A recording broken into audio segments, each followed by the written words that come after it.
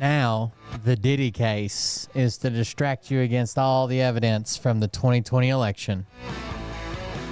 That's what it's all about. Distractions. What you think about when you're born into a fire? Let them burn it out. Sell them to the richest buyer. They wanna let the world decay. They tell us lies and fade away, fade away. We feel betrayed. We were raised to lose the race. Wake at the back of the pack, kill it anyway. Bro, this one woke teen versus 20 Trump supporters, the guy did really good. Dropping out. Beat the odds, beat the big house. The brains are bigger than the doubt. We've been thinking for ourselves, never let the truth fade away. This is bigger than ourselves. We won't let the world burn away, burn away. We feel betrayed. We were raised to lose the race. Wake at the back of the pack, kill it. Mountain Dew, it'll tickle your innards. Happy birthday, Thomas Mullen. The world's mistakes. Wake at the back of the pack, kill it anyway. Happy birthday, buddy.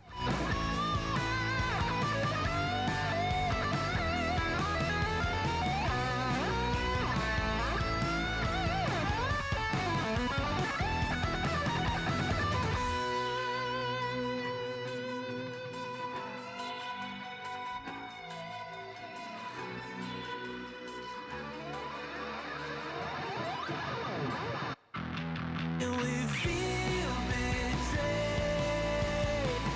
We were raised to lose the race. Wake at the back of the pack, kill it anyway. To play Clive Davies, you think? world's mistakes. Wake at the back of the pack, kill it anyway. I had to look up a Trump claim today that I didn't recognize. Also, rest in peace, Country Corey. Missed, but never forgotten. Never.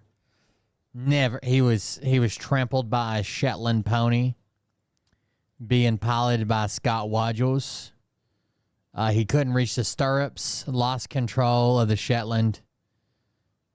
Country Corey was trampled to death in front of quite an audience.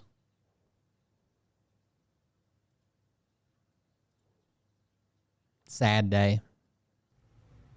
Hey daddies, it's me, the Linda Binda from TikTok. I wanted to make this video because I wanted to thank you for watching Cold Beer Confessionals with Will Bird. I think that's just incredible. I've watched a few episodes and I'm just like very intrigued. But you know what I'm most intrigued in is Big Daddy's meat stick. I heard that it's very thick, like a good old German sausage. You know, Linda and her coochie loves that. Oh, never mind. Let's not go there. Anyways, I hope you have a good show and enjoy it as you can. There's a lot of weird things that go on, especially when it comes from the realm of Linda Bindaland. So, enjoy the show. Thanks for watching. Peace out. Welcome, whole bags. So, Sunday dinner tomorrow, my sis and bro-in-law. Oh, well, thank you. Well, happy birthday, first of all. Hope you enjoy your dinner. Hope you have a good time. Happy birthday to you. Long-time viewer, first-time caller, Thomas Mullen. Thank you for joining us, guys. Welcome. I'm Will Bird. This is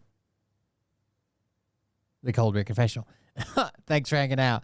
I found a claim there's not many claims that I hear conservatives make that I have to research, but not only was it in this video that I was just talking about, someone said it to me yesterday when talking about Trump potentially being like racist. They told me if Trump was racist, then why back before he even ran for president or whatever, when he bought Mar-a-Lago, he sued the town to let black and Hispanic members into his club. So I had to look that. I had to look that up. I'm like, Trump sued. I'm sorry, black and Jewish members into his club. Trump sued his local town that Mar-a-Lago club is in because he wanted black and Jewish members. So in looking it up, it's about as bad as you'd think. So Mar-a-Lago was never supposed to be a club. Okay? It was a house by a millionaire, right? And it was never supposed to be a club. It was supposed to be a house, and that's what it was zoned as. Now, before Trump bought it, someone else had reached out to the widow. I think her last name was Post, right? What was her name? Anyways, someone had reached out to her and talked to her about buying Mar-a-Lago and making it into a subdivision. Now, that at one time was approved. Okay? Palm approved that. On certain contingently, right? On certain contingents. Now, fast forward a few years later, Trump buys it. Now, Trump buys it, and he wants to turn it into a subdivision.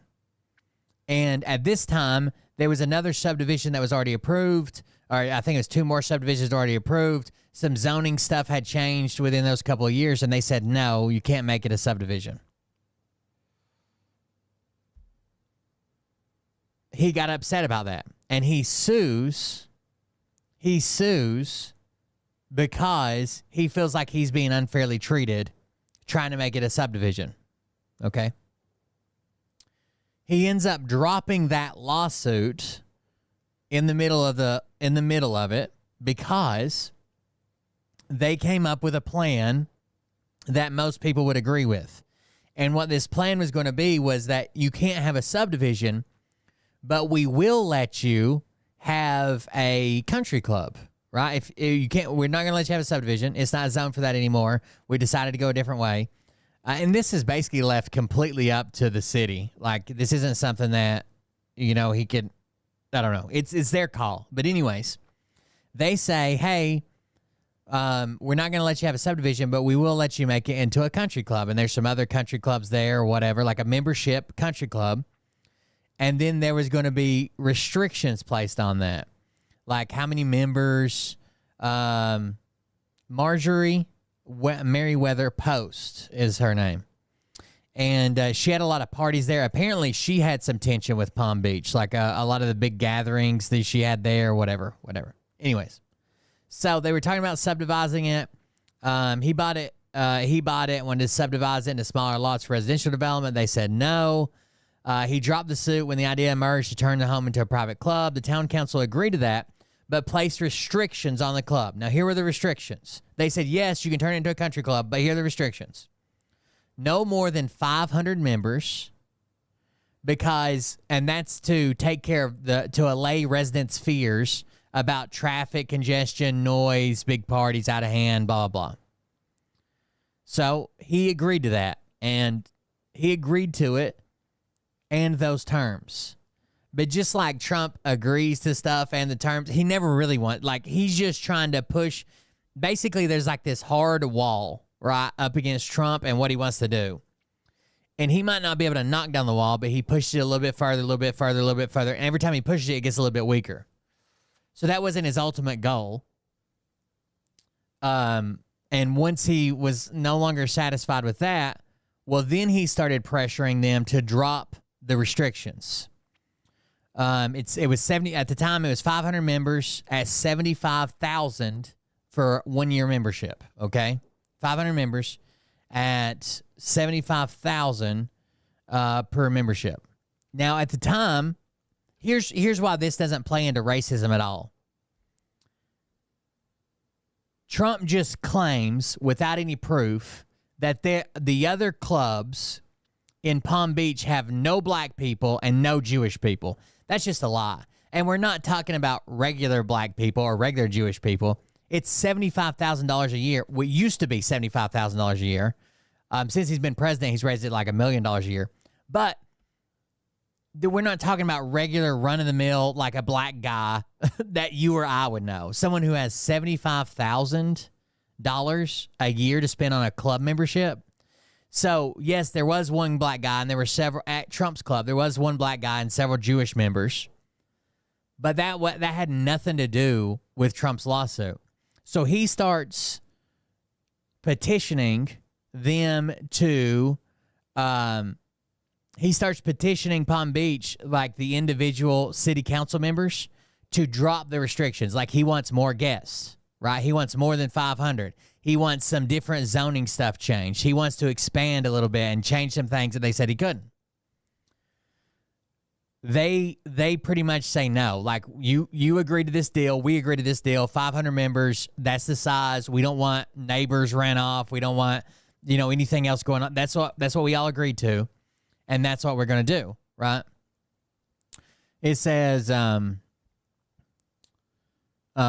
guys to come down was a prime mover of all the young money. So Trump was the prime mover of all the young money coming into the Palm Beach market. Recent arrivals have included singers Ron Stewart and Jimmy Buffett, but this is a town where until recently city ordinance required that male joggers had to wear shirts. Residents bemoaned the rise of a culture in which consumption is meant to be conspicuous. 10 years ago, Mr. Sheeran estimates about 65% of Palm Beach residents lived on trust money or inherited wealth. Today, he estimates it's only about 25% do so. This was a very graceful senior citizen market, he says.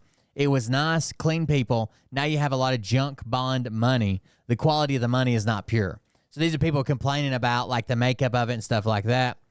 So when he tries to start pushing these limits, it says the culture clash began to approach a climax last fall when Mr. Trump, so he had his lawyer. Well, let me read this whole thing. Mr. Trump, who still occupies a private, this is an old news article from at the time. At the time he was suing over this. So let me see when this actually came out. Hold on. This is from 97. This is a news article from 97. Mr. Trump, who still occupies a private wing in Mar-a-Lago, considers such sentiments the last gasp of a dying breed. He says, you have two groups here, the doers and those who inherited. Mar-a-Lago is composed of the doers. At the other clubs, you probably wouldn't recognize the members' names. So he's saying like his club's better than the other clubs because they're like the doers instead of the inherited wealth, which is a lie. And it says the culture clash began to approach a climax last fall. This is in 97 again. When Mr. Trump's lawyer sent members of the town council a copy of the film, Guess Who's Coming to Dinner?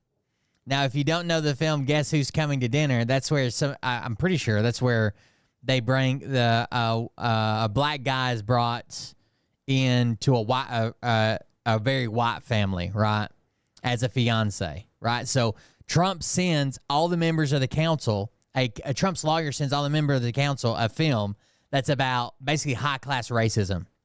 And it says the film that deals with the upper-class racism. Mr. Trump then approached the city council about lifting the restrictions that had been placed on his club. He also asked some council members not to vote on the request because their membership to other clubs created a conflict of interest. So there were other clubs in the area, other country clubs, and they basically, he said, well, you guys shouldn't be allowed to vote because you're members of other country clubs, and I'm asking about my country club. Also, here's this movie about upper class racism. So you could tell he had a plan going on, right? Like he had a plan in his head that he was going to go after him for some type of racist issue. Then it says, last December, after the council refused to lift the restrictions, Mr. Trump filed a lawsuit in U.S. District Court in Palm Beach alleging that the town was discriminating against Mar-a-Lago in part because it is open to Jews and African Americans. Now, he doesn't even say that he has any Jews or African Americans. He just says he doesn't have a restriction on it. None of the other clubs did either. This is just a lie. He wants the restrictions from his club lifted. They won't give it to him. So then he files this lawsuit and says the reason they won't give it to me is because my club's open to the Jews and the black people. The other clubs aren't, which is also a lie.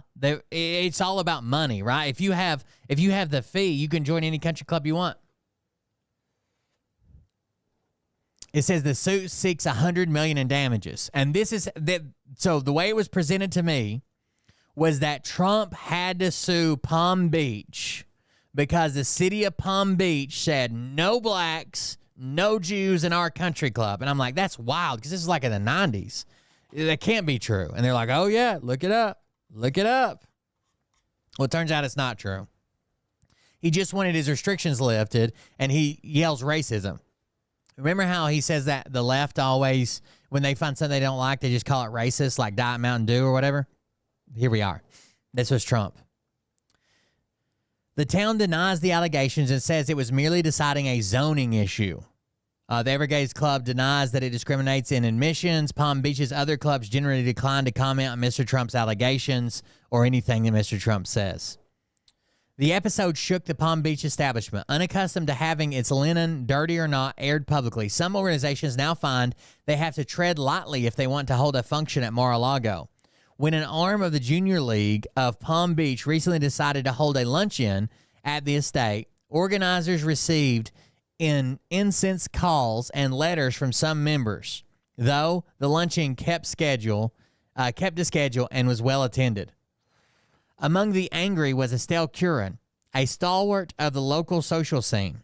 She says, Mr. Trump has made so much trouble in this town. A lot of people feel that if we boycott the place, we won't help him make any money. So even back in 97, he was making these bullshit allegations to just try to get his way and bulldoze over the city council, and people were like, boycott this motherfucker. Even the Anti-Defamation League in New York, which in a 1994 battle forced Palm Beach Selfish Club to open its membership, was concerned that Mr. Trump was using the charge of anti-Semitism for his own mercantile ends. So what does that mean? That the Anti-Defamation League, even stepped in and they're like, nobody's discriminating against Jews. You're just claiming the discrimination against Jews and black people because you want the restrictions lifted. This is not true. So they send a lawyer or their national director. So it says the league's national director, I'm late first. Yeah, that makes sense. The Anti-Defamation League's national director, Abraham Foxman, decides to go meet with Trump soon after this lawsuit was filed. He speaks with Trump, and then Trump drops the allegation completely that it had anything to do with black people or Jewish people. So if this was a real issue, that he was really suing them, first of all, it wasn't to open up admission to black and Jewish people, but let's say it really was a real issue that he was being discriminated against for letting black and Jewish people in. He dropped it within a week of filing the part about the Jewish people and the black people. Now, Mr. Foxman seems pleased that Mr. Trump has elevated the issue of discriminatory policies at the social club. He put a lot on Palm Beach. Mr. Foxman says not the beauty and the glitter, but it's on its seamier side of discrimination. It has an impact. All of this was to get more members at his club, to violate the restrictions that he agreed to already, right? He agreed to a deal. Then he decides, I want more. And so he starts calling everybody else racist and anti-Semitic to get more. That's basically it.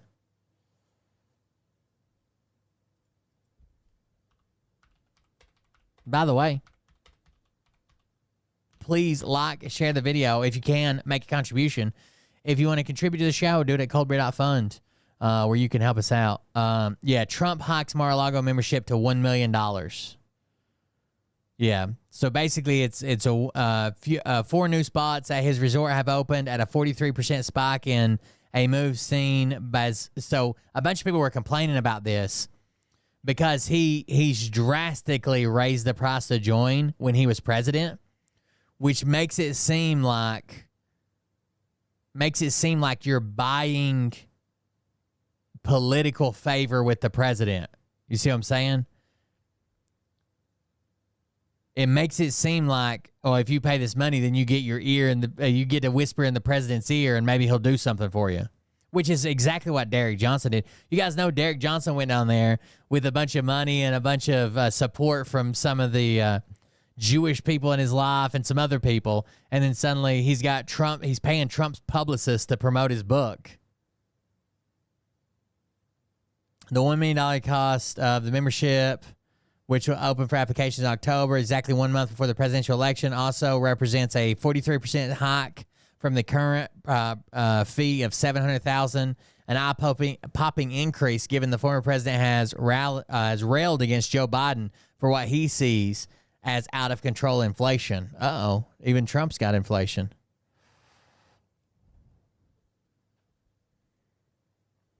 In October, we're going up to 1 million because we have 4 memberships to sell, he said. Noting the club was ramping up for the 30th anniversary celebrations, Trump quickly interjected to try to return the interview to other subjects. Ethics observers say the move suggests that Trump is counting on a new clique of wealthy donors eager to pay for access while tapping a lucrative fresh income stream to alleviate his substantial legal bills and settlement obligations. And it's still set, by the way, it's still 500 member. Still at 500, the same way that he agreed to it back in 97, even though he came out and said, oh, well, this is racist and you're racist. It's still set. It's still exactly at 500 members. So he didn't change anything. He just made those claims because he didn't like having restrictions on his club. But I think any club like that probably has a maximum restriction level. I don't think they're discriminating against him. It wasn't even supposed to be a club. It's supposed to be a private residence. It was supposed to be a private residence, and that was it. So there you go. This guy over here actually did pretty good. You all want to watch some of this? This is can one woke teen survive 20 Trump supporters? This is a professional left-wing debater versus 20 Trump supporters. You guys want to watch some of it or no? I don't think we'll be able to watch it all. It's very long. It's an hour and 45 minutes, but we can watch some of it as long as I don't get cut off on YouTube. If somehow keep an eye on that, but we can watch some of it. He does a pretty good job, to be honest with you.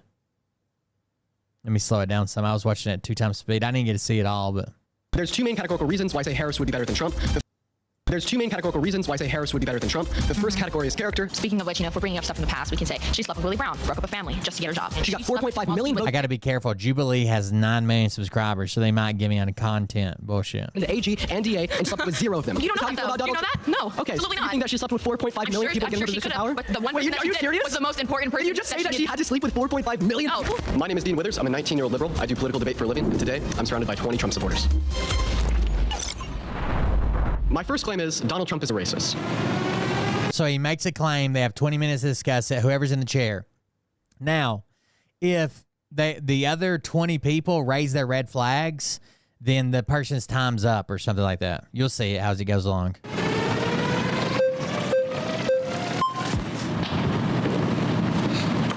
Yeah, so I don't understand how people get this idea that Trump is racist. You know, my family came from a communist country. They came from Cuba, and they came from Mexico. So I don't see anything or any statement that he's ever made that's racist. I mean, there's accusations, but there's no facts behind it. And this whole idea that all Hispanics are illegal immigrants and they came here undocumented is not true, because my family came here on both sides through the legal immigration process, not illegally here.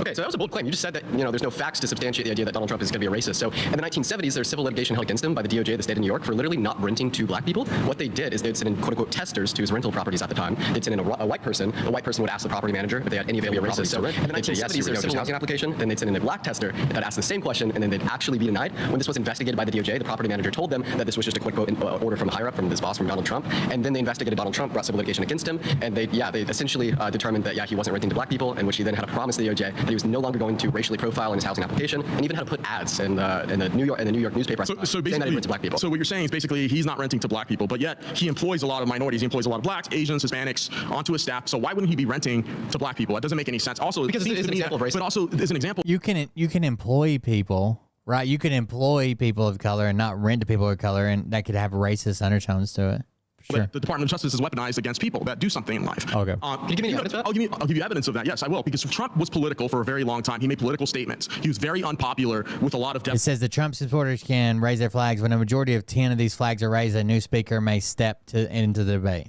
Democrats. He would say things that they didn't like, and they would go after him. They would weaponize the Department of Justice, just like they are right now. They're weaponizing the Department of Justice against them. They're using the government for their political power to go against him because they disagree with his political opinion. That's what they do. The Democrats have been going after him for years, even considering he used to be a registered Democrat. So I don't believe that Trump is racist whatsoever. I don't see that because I see his employees. I've been to a lot of his properties in the past, and I know that he hires a lot of minorities. So I don't believe that to be true. Okay, so your claim here is that, well, he actually didn't do what the DOJ accused him and held him liable for doing. Yeah, but the DOJ says a lot of things that doesn't make it true. Can I finish real quick? So you're saying that the DOJ actually was unfairly persecuting Donald Trump, a political opponent, in the 70s. I can't believe that they so easily gave up on everything, right? The DOJ is corrupt. The courts are corrupt. The FBI, the CIA, the NSA, local police. Anybody who doesn't agree with Trump is corrupt. They just gave up on all that. So what do you believe in? Who can you trust other than Trump?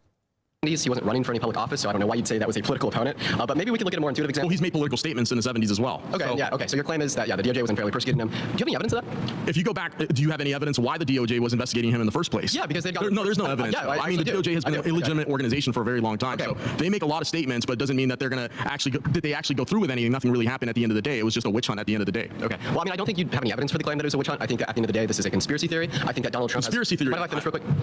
Thanks. So I think that at the end of the day, this is going to be a conspiracy theory. I think that the DOJ does this. That Donald Trump would perpetuate a lot of conspiracy theories. He did this with the outcome of the 2020 election. But let's look at another example that's not coming from the DOJ or a criminal justice system. And we're referencing 2012 through 2014. Donald Trump said that because Barack Obama is black, he's obviously not a U.S.-born citizen. So therefore, he did not say that he was black. He's not a U.S.-born citizen. Well, let's talk about the birther movement, right? So I just have a quick question. Would you say trying to take... He didn't say those exact words, but he heavily implied it, right? That he's Kenyan, so he can't be American. Legitimacy questioning his birth certificate. Questioning his birth certificate. What's legitimacy? Questioning because his family came from Kenya. How is he running for? Wait, Donald Trump's mother's a Scottish immigrant. Should we question his birth certificate? They came here through the legal process. He didn't come here through the legal process. Wait, so you're saying that Obama's parents were undocumented migrants? Which would have disqualified him as president. I just want to answer a question. Would have disqualified. I want to ask you a question. Sheriff Joe Arpaio, who I'm friends with, looked into the claims of that birth certificate, and there was questions of whether it was falsified. Wait, so there was a forgery. So I guess that sound was 10 flags are raised, that little sound we just heard. Yes, I do believe that. Okay, so you were racist just like Donald Trump. I'm not racist. Oh, wow, you're calling a Hispanic and a Cuban racist. Do you mind if I take 30 seconds here? All right, so first of all, yes. Another white liberal. All right. Dude, I mean, I was young at the time, but I remember people talking about it all the time, that he's a Muslim, he's not from the United States, he's a Kenyan, he's not a U.S. citizen. He's going to take over. He's going to put us all in camps. Dude, you could not buy ammo and guns and shit at that time at all. It was just bought off the fucking shelf. I actually made some money when it probably wasn't when Obama first came in. It's probably towards the end. But I used to make money going and buy, and not like a scalper, but I'd go buy a box of fucking 22 when I found it on the shelf. I'd buy boxes of 22 and make $4 or $5 a box off of it, off a big 500 rounds or whatever. But some people were doubling the price, scalping. People that worked at Walmart, they would have a buddy, that had an opposite schedule because I guess they couldn't buy it while it was on the clock. It's ammo. But when they saw the truck come in and unloaded it, they would set it to the side, call their buddy to come in and buy it immediately. Then they'd double the price and put it on Facebook. All right, want to start where you guys left off? Yeah, I think that hopefully we can slow things down a little bit here, have some productive conversation. So, how about I just start off by giving you my reasons why I think that Donald Trump is racist. So, with the last guy, we kind of touched on the civil litigation that was held against him in the 1970s for not renting to black people. But I want to focus upon a more intuitive example, proponing the idea that Barack Obama was not a U.S.-born citizen. So, first, I just want to ask you a very simple question. Would you say trying to take away opportunity from a black man because he's black is racism? Yeah, I mean, to be honest, yes, I do believe that. Okay. But I think we also have to look into what the administration when he was in office did, not what happened back in 1970 when he wasn't even in office. It was a complete different administration making the rules. Okay. When he was in office, he gave opportunity zones, gave funding to HBCUs. He also implemented the First Step Act, which I feel like liberals really focus on, our prison system has a majority of African Americans in there. So he gave them an opportunity to get out early, to start a new life. So I think if we're going to go back and look at some stuff in the 1970s, that's not really fair because there's a lot of people on the Democrat side that have done worse things while in office. Joe Biden, who when he was a senator, pushed to get African Americans incarcerated at a higher rate. Actions speak louder than words at the end of the day. And what Trump did in office helped the black community at an exponential amount compared to all the other administrations on the Democratic Party. Okay, so you're saying what he did in office helped African Americans more than other administrations. Yeah. You referenced historically historically black universities. Do you know how much funding he sent to HBCUs? A decent amount. I can't give you the exact. So the exact amount was $250 million per year. Okay. Do you know how much Obama's administration and Biden's administration have sent? I would like to hear. Obama sent $1 billion a year, and Biden sent $4 billion a year. So not only did he decrease funding to historically black universities, all right, but also you referenced the First Step Act there. How did Donald Trump influence the First Step Act to get passed? So Donald Trump loves to brag about this. They come and ask me. They ask me for money. That's what they do. They said, sir, you have the money. We have no money at all. They asked me for the money. He didn't even send as much as like the president before him or the president after him. But he used that as a photo op and like, look, I'm not racist. I got black friends. Through Congress. Well, how did he influence that bill through Congress? Answer that question for me. Because he didn't influence it. In fact, it was proposed to Congress under Obama's administration, and it was shot down. And then something else I did want to... But at the end of the day, as president, he has the ability to sign or send a bill back to Congress, and he signed it. If he was truly racist, he would not have signed it in the first place. Okay, but at the end of the day, he still... Not if you don't want to...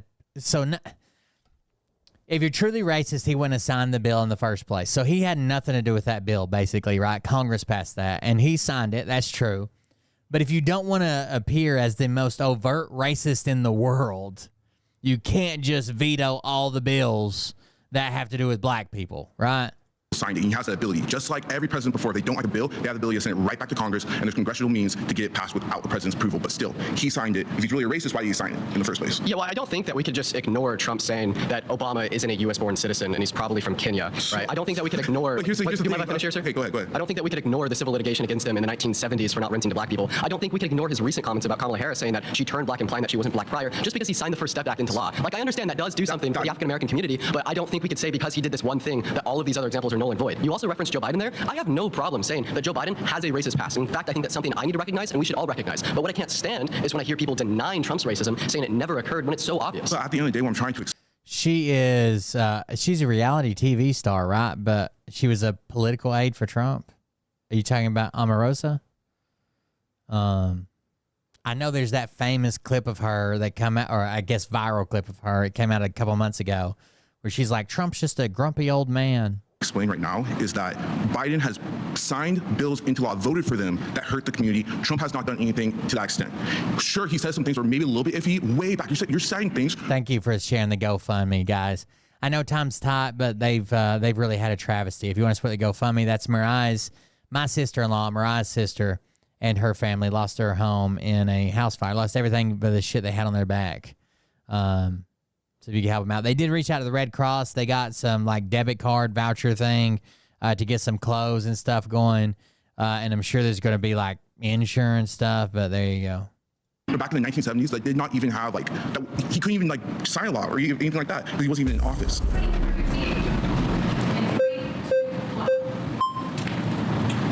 Okay. I guess where I want to start with is looking at the actual... Well, you can tell they're already coping about like the 10 Days of Darkness. You hear Q creators now saying, who said it was going to be like the TV off or like the cell phone? Maybe the 10 Days of Darkness had to do with the galaxy or had to do with this or had to do with what we just had 2 eclipses, stupid shit like that. Word racist. I think nowadays it's a word that people throw around kind of like the word love. It is a very powerful word. It has a lot of negative connotation, it has a lot of power that comes with it. When I think of racist, I think of Hitler, who murdered millions of Jews. When I think of racist, I think of the Ottoman Turks that murdered 1.5 million of my people. I think of that. I don't think of Trump, who maybe he said things in the past, this or that. If we want to go about talking about saying things, Biden... I didn't even know they had a falling out, to be honest. Mainstream blacks to be bright and intelligent. He said that you can only walk into a 7-Eleven if you have an Indian accent. He has said that if you vote for Trump over him, you're not black. He said so many of these things in his past, and the prompt is talking about, is Trump racist? But to me, it's not about that because of how the media has displayed racism. They just focus on Trump, and it is about both sides. They don't touch upon Biden. They don't talk about Biden. And when you look at his policies, like my friend mentioned, if Trump was a racist, he would not be passing policies. He wouldn't even give $1 to these black universities. If he truly had this, it's an intention of the heart. And I'll go out and I'll step out and say, I'm sure everybody here has said something racist in their life. That doesn't make you a racist. It's kind of like if you weigh 400 pounds and you eat celery, you're not skinny. All these examples that you're talking about are from years and years ago. What has he done that's racist in the last maybe 5-10 years? 10 years ago, 2014, Trump was actively promoting Barack Obama's murder myth. The idea that he was not born in But you already said that example. Give me something new, because that's... Okay. Oh, yeah, sure. that one's not good enough. Last 5 to 10 years, that was 10 years ago. I thought that I'd just go over that again. Okay. Another reason why I wanted to go over that again with you is because how intuitively racist it is, right? Denying or saying that a black man should have less opportunity because of the color of his skin is very obviously racist. Uh-oh. Heads up. We've detected a video in your stream belonging to someone else. Your stream may be temporarily blocked. If you plan to continue, please ensure that...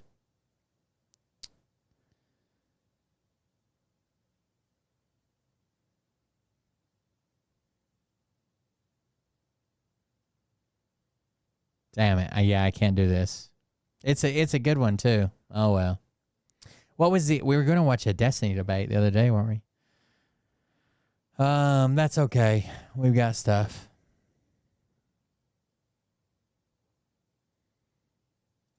Rob P, people are questioning if you're alive now. Are you alive? People always hit me up asking if you're alive. Are you alive? Are you alive? What we got here? My aunt had to fly from Colombia, go here just to access her Wells Fargo account after they froze it due to 2 other unknown parties attempting to access it. I understand the need for protection, but they just let her essentially starve until we were able to make arrangements. During my time with her, I'm reminded of our awful health care. Even with private insurance, my uncle-in-law's daughter is dying of cancer, and it's costing him his life savings. Then my nephew and his loss of 2 friends in 2 weeks. My mother's dementia. We are united in our struggles as a species. I wish that would matter more to people than political ideology.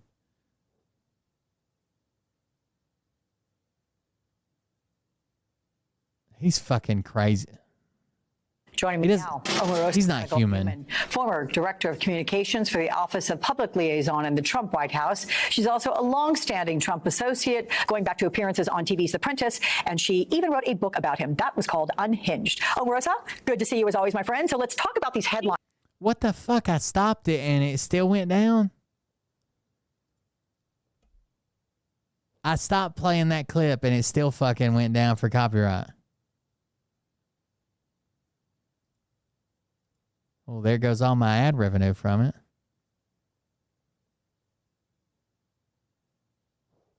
The ones you're seeing and the ones I read, do they give you a sense that Trump's campaign is imploding?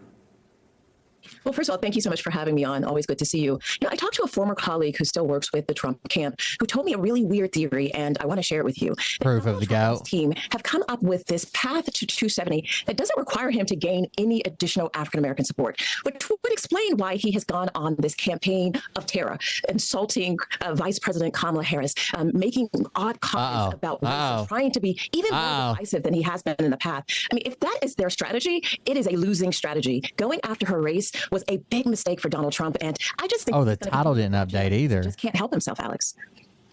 Omarosa, I'm falling apart here. Losing strategy. I won't ask you to name names. You may have not been given names, but clearly that's coming from someone within the campaign. And if that's true, what does it tell you about the campaign? Well, it tells me that they know that Donald Trump is going to be Trump. Remember in our original campaign in 2016, we used to just say, let Trump be Trump. Well, this time around, if they let Trump be Trump, then they are certain to lose, and to lose, in Donald Trump's words, bigly, right? He is going to lose in such a big way if he continues to go after, Vice President Harris on her race, on where she grew up, on ethnicity. Yeah, the last time I saw her, she supported Trump. I didn't know this would be. Are losing strategies for him, but he does not care, nor does he have self-control. He is just filled with grievances. And it's almost why, The Apprentice was canceled, the show that I was on with Donald Trump. It's because they were tired of seeing Donald Trump. The ratings had dropped. And now Americans are tired of seeing Donald Trump. They're tired of his griping, his grievances, his grumpiness, right? And his grift. I think that's what I'm seeing more than anything is that, we already talked about YouTube. More than anything is that people are fucking tired of it. People are just sick of the shit. All of it. Donald Trump is going to be canceled just the same way that The Apprentice was. This is not The Apprentice White House version, and Americans don't want more of this from Donald Trump. But he hasn't figured it out yet. Are you kind of saying that he's naturally built to be a horrible candidate against someone like VP Harris? I mean, is it likely his worst instincts kick in and they just take over just because of who he is at his core? And if so, how do people who work for him, trying to get him to win, reconcile this? Well, Donald Trump doesn't like to lose, and the reporting that he is losing in terms of fundraising, seeing that Vice President Harris has raised significantly more money than him in a short amount of time, that he is at least tied or even losing to her in some key battleground states. Losing brings the worst out of Donald Trump. And so what you're going to see, instead of him being disciplined and being on message, speaking to the American people about issues that are important to them, I mean, people are concerned about filling prescriptions and filling their gas tanks, and Donald Trump is trying to set up this scenario where he doesn't have to debate Vice President Kamala Harris by creating random debates that don't exist and canceling the debates that are on the schedule. That's what Donald Trump's about. There is no more novelty to him. He's just a grumpy old man. The Harris campaign today. Just a grumpy old man. For Harris. What do you think of that effort, Omarosa? Do you think it's going to bring any Trump voters across the aisle? Do you think it will appeal to those, anyone but Trump Republicans? Could they cross the aisle? Well, there's a group out there that we used to call the double haters, right? They hated the idea of voting for Biden, and they certainly hated the idea of voting for Trump. And then enters this dynamic candidate, Vice President Kamala Harris. That changes everything. Donald Trump's idea that he can build out his base, the mega base is not expanding. But the fact that the Democrats are able to expand their outreach and their base, now that's a game changer. I was speaking with Scaramucci about, the former Trump officials who have completely abandoned Donald Trump, including his vice president. It's because we've all seen the light, right? And we know that he should no longer get anywhere close to the Oval Office in the White House. How often does somebody run for office again with a different vice president? Their vice president won't even run with them. There is a group of people out there, these independent voters, who will listen to the message of prosperity that Vice President Harris has, and they may actually vote for her. With regard to the debate that you mentioned, the fact that he's changing things and creating debates that aren't there. Oh yeah, said if well, they probably twisted it because he basically said, Trump said if he loses, it's the Jews' fault. So they probably twisted it, and they're saying, oh, he's giving a warning to the Jews to not try to take all this over and destroy him, and if they do, he's gonna come after them. Because he's afraid to debate her. Yeah, it's because things have changed. I mean, since the debate where we saw President Biden have a difficult time and then it led ultimately to the ending of his candidacy, Donald now knows the consequences of a very bad debate performance. And he knows that going up against her, as much as he questions her intelligence and calls her a horrible name. I help somebody, listen how wholesome a story, because I'm just such a good guy. Everybody thinks I'm an asshole, but I'm a good guy. My nephew called me to help his buddy because I'm a pretty decent mechanic most of the time, or at least I'm good at thinking outside the box that other people wouldn't think about. Maybe that's it.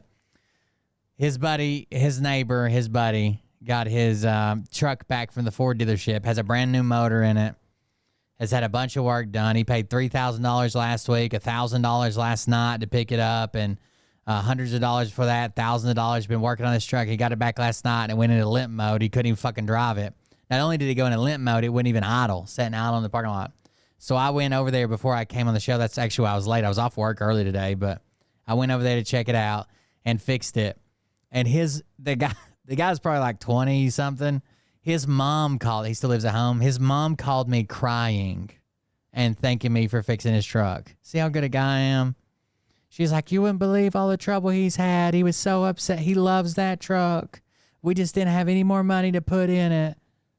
Names. He knows that she would actually do quite a bit of damage if he goes toe-to-toe with her. And so he's going to avoid it. It's my theory that he will never, ever step on the debate stage with her because he knows that he will lose, and he will lose in a big manner. We will see if you are right. Others have echoed the same sentiment. Omarosa, always. I don't think we're not going to get another debate. Unhinged. Thank you. But when is the VP debate? When is the VP debate? Let's see what Destiny's got about Matt Walsh and Joe Rogan. This could be good. I used to believe in women. You don't anymore? I don't even know what's happening here. What the That looks like there's some kind of thing on the moon. It's pretty evidence. It is evidence of something. It's not evidence of human things. I don't always agree with Destiny, but I will tell you this, that Destiny shook some of my fucking beliefs. Destiny shook some of my fucking beliefs that got me researching my own shit, because he's got the spreadsheets, he's got the evidence, he's got the links, he's got fucking everything. I used to go around repeating shit that came from like Trump people and trying to justify and translate for him and shit. And then Destiny would just fucking destroy it. And I'd be like, God damn it. I got to go look this up. And almost every time, well, I guess every time, he was right, I was wrong, and I had to change my belief. We're so tied to our conspiracy. You need to take your medication. I don't get is how can you be on the fence about about the this? I get it if you're just completely stupid and you got sucked into this cult thing. But what I don't get is how can you be on the fence about the shape of the earth? Well, oh no, Matt Walsh, flat earthers are stupid. Rogan, yeah, they're crazy. Walsh, like the moon landing. Rogan, come on, bro, I believe in that one. People oh no, you're not educated. That's. Joe Rogan started doubting the moon landing during COVID. He used to be a big proponent of, we went to the moon. Now he doubts everything about it. Number one, and people that believe that there's a collusion that's so large that all of the space agencies from Japan, from China, from Russia, all of them are liars. That all of them are colluding together to hide the true shape of the Earth. Because if we really knew the Earth is flat, then it always is connected to some sort of a Bible thing, like it's the firmament, and they believe that we're hiding the fact that God is real, and somehow there's some mass conspiracy that all these world governments and every person that ever was involved in the space agencies, they've all hid from us. Yeah, and the moon landing, you're You believe in the moon landing? I used to believe in the moon landing. You don't anymore? Oh, he's joking. I had a joke.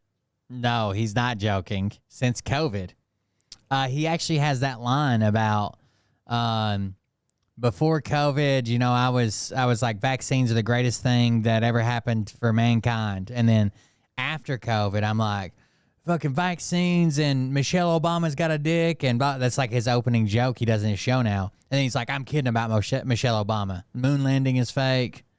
Joke in my act about it, that before COVID, there it is. vaccines are the most important invention in human history, and after COVID, I'm like, I don't think we went to the moon. Yeah, I know that was in your, but yeah, you actually think that. I think there is a... And Michelle Obama has a dick, but then he says, I'm just joking about Michelle Obama. How did he? Did I misunderstand? Did he just give a whole reason for why flat Earth can't be real, because it would require every single country, every single space agency all over the planet to all agree on this bullshit thing? Yes. He said that every space agency was being collusion to lie to us about flat Earth, but they're not in collusion to lie to us about the moon. But then, but he doesn't believe in the moon landing? Isn't it the exact same logic? I would have told you vaccines are the most important invention in human history, and after COVID, I'm like, I don't think we went to the moon. Yeah, I know that was in your, but yeah, you actually think that. I think there is a less than zero possibility that we did not go to the moon. Oh my gosh. I know. Why do you think we went to the moon? What's the answer? To be honest, I'm a little surprised that Matt Walsh thinks we even went to the moon. No, I don't think he's asking, like, never mind. Maybe I misunderstood that. Invention in human history, and after COVID, I'm like, I don't think we went to the moon. Yeah, I know that was in your, but yeah, you actually think that. I think there is a less than zero possibility that we did not go to the moon. Oh my gosh. I know. Why do you think we went to the moon? Well, because it's exactly what you just said about, well, there's a lot of reasons, but... Yeah, he just gave, Rogan just laid out the perfect line of logic. The main thing is what you just said about the Earth, the vastness of the conspiracy that would be required to fake that. It's so vast that it's There's also this thing about, like, people are like, oh, we lost the data to go to the moon. So we have lost some things that had to do with the Apollo tapes and shit, the moon landing tapes.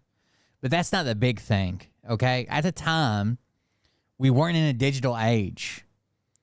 And engineers, I think this is the most incredible thing about the moon landing, about getting to the moon.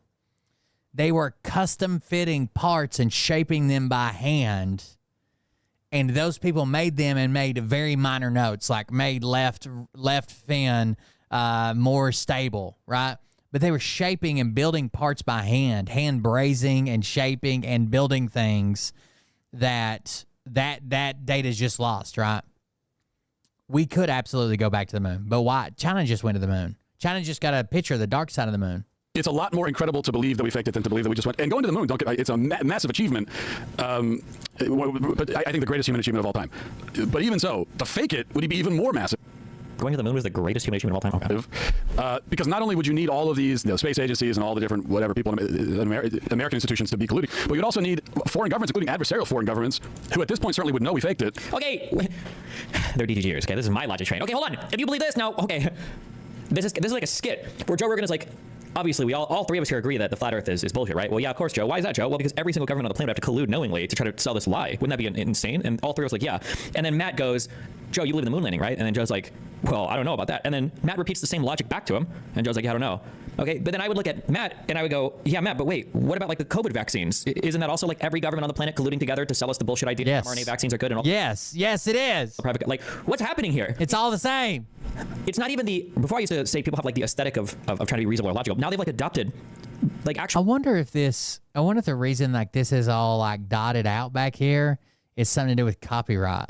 I wonder if that doesn't get hit for copyright automatically picking up the video. Logical argumentation as aesthetic because they're not even applying. What is this texture here on the screen? Does that have anything to do with it, or is that something else? It. This is what Dan was accusing ChatGPT of being 30 days ago. I don't even know what's happening here. What the fuck? And for some reason haven't blown the lid on it. So they're letting us like take this achievement that they know. Like, why haven't the Russians come out and said? Why haven't the Russians or the Chinese come out and said, oh, the mRNA vaccines are bad. Don't take them, guys. Things you're saying are true. I don't argue with any of the things you're saying. But one of the things that I think you have to consider is if it's not possible for human beings to safely go through the Van Allen radiation belts and out into deep space without much protection. And I don't even know. What is this a new? Isn't this like the thing has to do with our magnetic poles and the things that get absorbed our atmosphere? What is this a new conspiracy or what the is this? No, it's an old conspiracy. The solar winds are captured by and held around a planet by the planet's magnetosphere. Pretty sure SpaceX people were just in that area for a few days. You're just wrong. They claim that the human body can't go through the Van Allen belts. They are a potential danger, and we strategically pick locations to get through them easier, but we absolutely can go through the radiation belts. So this is the thing? Are we going to have to start doing physics? Hold on. Destiny thinks he's always right and everyone else is wrong. Just to be clear, the vast majority of the planet of educated people align with my opinion, okay? I don't know if you're aware of that or not. Just because you can find one or two crackpot doctors, okay, that you will kill each other over to guzzle down their load before your fellow conspiracy theorist is able to get on his knees and suck it out of him, okay? Doesn't mean you have any credibility on your side. There's a reason why it's always one-offs and crackpots that are brought onto these shows to make you feel like there's some actual legitimate backing for any of the shit you say. When these guys are making these opinions, they're the ones that are standing in opposition to the entire planet. My favorite thing in the world would be to take all of you retarded every MAGA hat-wearing dipshit conspiratard and ship you all off to a island. I just want to see what you guys build or accomplish in 50 years. Spoiler alert, it will be nothing. You will achieve and accomplish nothing. You don't believe in science. You don't understand anything. You'll be killing each other like cannibals, okay? Probably inventing 50 new different ways to worship Christ through the sacrifice of what. Just, you don't deserve to reap the benefits of anything in society around you because you don't believe in any of it. Like, how many retards are sitting here saying, I don't trust anything from the FDA, and you take pills to make your hard, right? Or you say shit like, oh, I'm not going to put that shit in your body, and you're smoking weed or doing cocaine every weekend, or you're eating dogs, or you're doing your insulin shot because you're a fat type 2. Get out of here. God, I hate you so much. Oh my God, I hate you so much. And face, it's not a joke. I sincerely do hate you. Human beings to safely go through the Van Allen radiation belts and out into deep space without much protection, and face the temperatures that are on the surface of the moon, which get up to 250 degrees and 250 degrees below zero in the shadows. There's no environment there.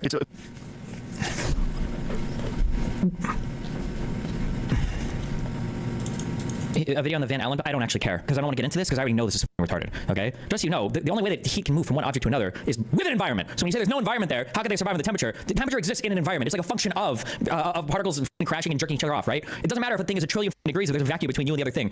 Hold on 1 second. A whole bunch of people are talking about like, oh, actually, what about like radiating heat? Hold on, I'm waiting for them. Where are they? Where are they? Someone's gonna say it. There are different ways for heat. Yeah, there he is. The temperature of a particular thing in space is not that relevant if you're not sharing some type of way. I've seen reaction channels that do it. So I know that Destiny streams, as soon as he's done streaming, they go unlisted, right? And then after being unlisted, his editor picks them up and edits out clips that do better with his monetization, right? A lot of my videos get demonetized because we watch other people's stuff and do stuff, and I try to talk and break it down and use fair use, but I can't compete with like a giant conglomerate, right? They're just going to fucking sue me, and I can't even afford to go to court. But Destiny has a good thing here, and his editor is usually really, really, really on top of that, editing out the language, bleeps if he needs to, and getting it approved for monetization and putting it back up. To transfer heat from one object to another. And his editor should be. I think his editor makes 40% of the YouTube revenue that the YouTube channel brings in, something like that. And they also, I don't know if you're aware of this or not, but they have spacesuits on as well. Like, they do wear big suits. It's not like they're naked up there. Hostile beyond belief. Micrometeorites are flying to the moon all the time. They're flying through space all the time. We've never had a single biological organism go out into deep space, pass the Van Allen radiation belts, and then come back to Earth and come back alive. Except human beings during the Apollo missions. Every single space station mission, every single space shuttle mission, all of them are inside 350 miles from the Earth's surface. The only time human beings have ever been past that and through the Van Allen radiation belts was the Apollo missions. And we were the only humans that were ever able to do that. The Russians never figured out how to do it. No one else figured out how to do it but the Apollo astronauts. And we did it 7 times, 6 successfully from 1960. When they say things like the Russians never figured out how to do it, and I admit I didn't study the moon shit that much, was it because the Russians couldn't figure out how to keep people alive through Van Allen radiation belts, or was it because of all the rocketeering and shit they needed to create, like multiple vehicles that could detach and land and come back and go back to Earth and everything? Like, in 1958, Dr. James Van Allen discovered a collection of high-energy particle clouds within 40,000 kilometers of Earth, arranged like 2 nested donuts. Inner belt is mainly energetic protons, while the outer belt contains both protons and electrons. These belts have long been known as bad news for satellites and astronauts, with potentially deadly consequences if you spend too much time within them. The figures below, produced by scientists from the NASA CRES satellite, shows the radiation dosages at various locations within the belts. The numbers along the horizontal axis give the the International Space Station and Space Shuttle on this scale orbit very near the edge of the blue Earth disk, and the figures Apollo astronauts and the astronauts. The upcoming visits to the moon will have to travel through some of these belt regions because the orbit of the moon lies along the fastest line of travel from Earth. On the scale of the above figure, the distance to the moon is 60 Re. Okay. Speed of the spacecraft will be about 25,000 kilometers an hour. If the spacecraft travels along the indicated path, black bar, how long in minutes will it spend? Wait, is this a... what the fuck is this? A worksheet? Speed of the spacecraft will be about blah, blah, blah. If the spacecraft travels along the indicated path, how long in minutes will it spend in the blue, green, yellow, orange, and red regions? Total transit time is 68.1 minutes. Given the indicated radiation dosages in rads per sec for each zone, what would the dosages be if astronauts receive in each zone? What is it, like 15 rads? 16 rads? Some people believe that the Apollo moon landings were a hoax because astronauts would have been instantly killed in the radiation belts. According to the U.S. Occupation Safety and Health Agency, the lethal radiation dosage is 600 rads in 1 hour. What is your answer to the moon landing hoax believers? Wow, cute. Also, this radiation exposure would be for an astronaut outside the spacecraft. During the transit through the belts, radiation shielding inside the spacecraft cuts down the 14 rads an hour exposure so that it is completely harmless. Good one. 1969 to 1972. If you said to me, do you think that they could fake the moon landing today? I would say no. I would say no. People are going to be able to track it. It's very easy. They have satellites. They're going to know everything. But in 1969, the technology was so crude that when they first showed the Apollo 11 landing, they didn't even show a direct feed to the networks. So like if you're on CBS News, you don't get a direct feed. What you do is you point a camera at a projection screen. So that's why the film looks so shitty. The camera is pointing to a projection screen where you see the astronauts jumping around the moon. The film looks so shitty? Wait, what? Hold on. The first stage of the Apollo 11 Saturn V does. Feet are a little below 4 seconds after the next minute. This one looks shitty. There were later missions where they went back though. It looks pretty good. This looks like dog shit though. What were the names of the later missions? Does anybody know? Even if the film didn't look amazing, the film would be affected by radiation. No, there are. I'm pretty sure they. Trump has a history. Like even when he announced that he was running for president, they paid actors $50 a head. There was like an open casting call, and that shit still is up somewhere or a screenshot. There's a lot more video footage of the Apollo missions. I think that people realize it's not just the dude like bouncing around for a second. Like, we are looking to cast people for an event to wear T-shirts and carry signs and help cheer him in support of his announcement. Reads the June 12th email obtained by the Hollywood Reporter. We understand that this is not a traditional background job, but we believe acting comes in all forms. This is inclusive of that school of thought. This is when he was making his announcement that he was running back in 2015. There's like a decent amount of from the jump. Fuck, what am I thinking of? Apollo 17? Yeah, right. People involved in Germany was the space flight mission. We're going for orbit here. We can see the light. Down here. Never put a flag up in the moon before. We got a beautiful picture of you guys up down there. Let me tell you, Bob, this flag is a beautiful picture. This footage is a lot clearer than the. It's got to be one of the most. I think the ones that people are. But I think there's even clearer footage than this. Okay, was it the roof Mendocino? Fuck, I wish I could remember what I was watching. Yeah, I with my hammer. That's pretty good fucking footage to be coming from the moon, dude. Right off. If it wasn't for that. That's why it looks so shitty. Makes me sort of mad. A little piece of the rail is cracked off, and I'm just going to put a couple pieces of good old-fashioned American gray tape on it. See whether we can't make sure it stays, because I don't want to lose it. Except the old-fashioned American gray tape doesn't stick to lunar dust-covered fenders. My dad was working for NASA during the Apollo missions. I lived a mile away. The moon is way further away than a mile, dipshit. Gene Cernan taping the fender on. I never thought I'd be out here doing this. Bob, I am done. If that fender stays on, I'm going to take a picture of it. Because I'd like some sort of mending award. It's not too neat, but, well... Whoa, Trump has scheduled a big evening reception at Mar-a-Lago, his private Coven residence in Palm Beach, Florida, for October 16th, according to a copy of the invite just distributed to his fundraisers. That's a fundraiser pretty late into the election season, and it speaks volumes to the amount that Trump still needs to raise to stay competitive with Kamala Harris. Tickets start at $5,000 and max out at $924,000. What's that, to fucking sit on his lap? $900,000 for a ticket at Mar-a-Lago event. Let's hope. Okay. See if we can't fill this up for Christmas. Woo! You're gonna wrinkle your toes now. Oh, I wouldn't worry, Gene. By the way, you know who Trump didn't mention today when he was in North Carolina? Was it today or yesterday? You know who he didn't mention? Mark Robinson, the black Nazi who wishes slavery would come back and it consumed almost exclusively trans porn while denigrating that community. Wonder why he didn't mention him. They were tight. He's like Martin Luther King on steroids, bro. Okay, the surface is not changing in terms of the detail. The surface texture of the fine-grained regolith. No one cares. If you were to guess how many times you need to fold a paper to reach the moon, I would guess 1,000 times. 42 times. Okay, well. And you see this weird, grainy, third-generation image, right? And we did it, and we've never done it since. And we've always said we're going to do it, and no one's ever even come close. No one's ever even gone into deep space. See, and now that filter's gone. There's got to be something about this overlay filter here that does something. Maybe I should grab this filter for when we're covering shit. I wonder if it'd work. Since 1972. We also haven't been trying. We haven't been trying. But because I think it identifies the audio and the video. Always talk about going back, including Herbert Walker Bush talked about going back. And it only automatically strikes on huge channels. Like if you have, I don't know, 3 million plus, it gives you that automated strike where they try to shut down my stream like over on YouTube. It's only these huge channels or very, very, very popular videos.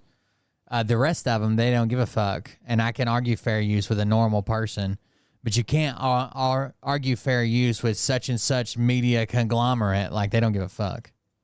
George W. talked about going back. They're all...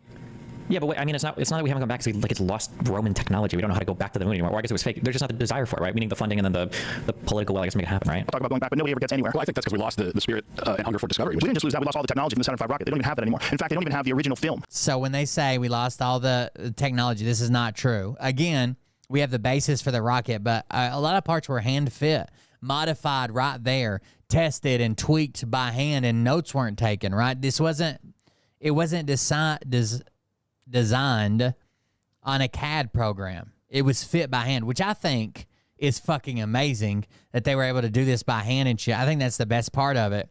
But that's also why people will use it to discredit it, saying, oh, we lost the technology. We didn't. We still have engineers that could potentially do that, but it would go through like a testing phase and shit. They erased all the original footage of the Apollo missions, so you just have copies of everything. You can develop the technology and you can do all that. Sure, if you can get through the Van Allen radiation belts into deep space with human beings and have them... Wait, so who talked to him about this? Who gave him? Where does this Van Allen thing come from? I saw somebody talk Candace Owens earlier. Is this like the new thing? The new conspiracy she has?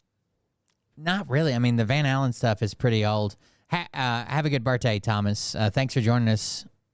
Candace needs to, bro, she needs to be banned from every fucking platform. I actually can't. He's been saying this shit for over 10 years? Oh, has he? I've never heard this. I've never heard the Van Allen thing before. Safely come back. But I think what you're describing to me, all that does is highlight how incredibly achievement it was. Right. If they get it. Here's the main point. There's no evidence, because saying there was a hoax is an assertion of it's not just denying an event. You're asserting a whole other event that you say happened instead. And there is evidence that we went to the moon. Now someone who's a skeptic might say it's not enough evidence, there's not good evidence. There's like evidence. There's eyewitness. Those are not true. Buzz Aldrin does not say that. An online video combining clips. We've researched this before on the show. Combining clips from 3 Buzz Aldrin interviews do not show him saying the first moon landing was faked, but users are sharing the video as though Aldrin admits that the Apollo 11 did not land on the moon. An example of the tweet included Buzz Aldrin admits the moon landing was fake. Oh, thank you. I'm a little bit drunk 'cause I'm drinking. I'm a little bit drunk 'cause I'm drinking. Hey, what's up, Red Pill? Thank you for the donation. I appreciate that. With 600 bits.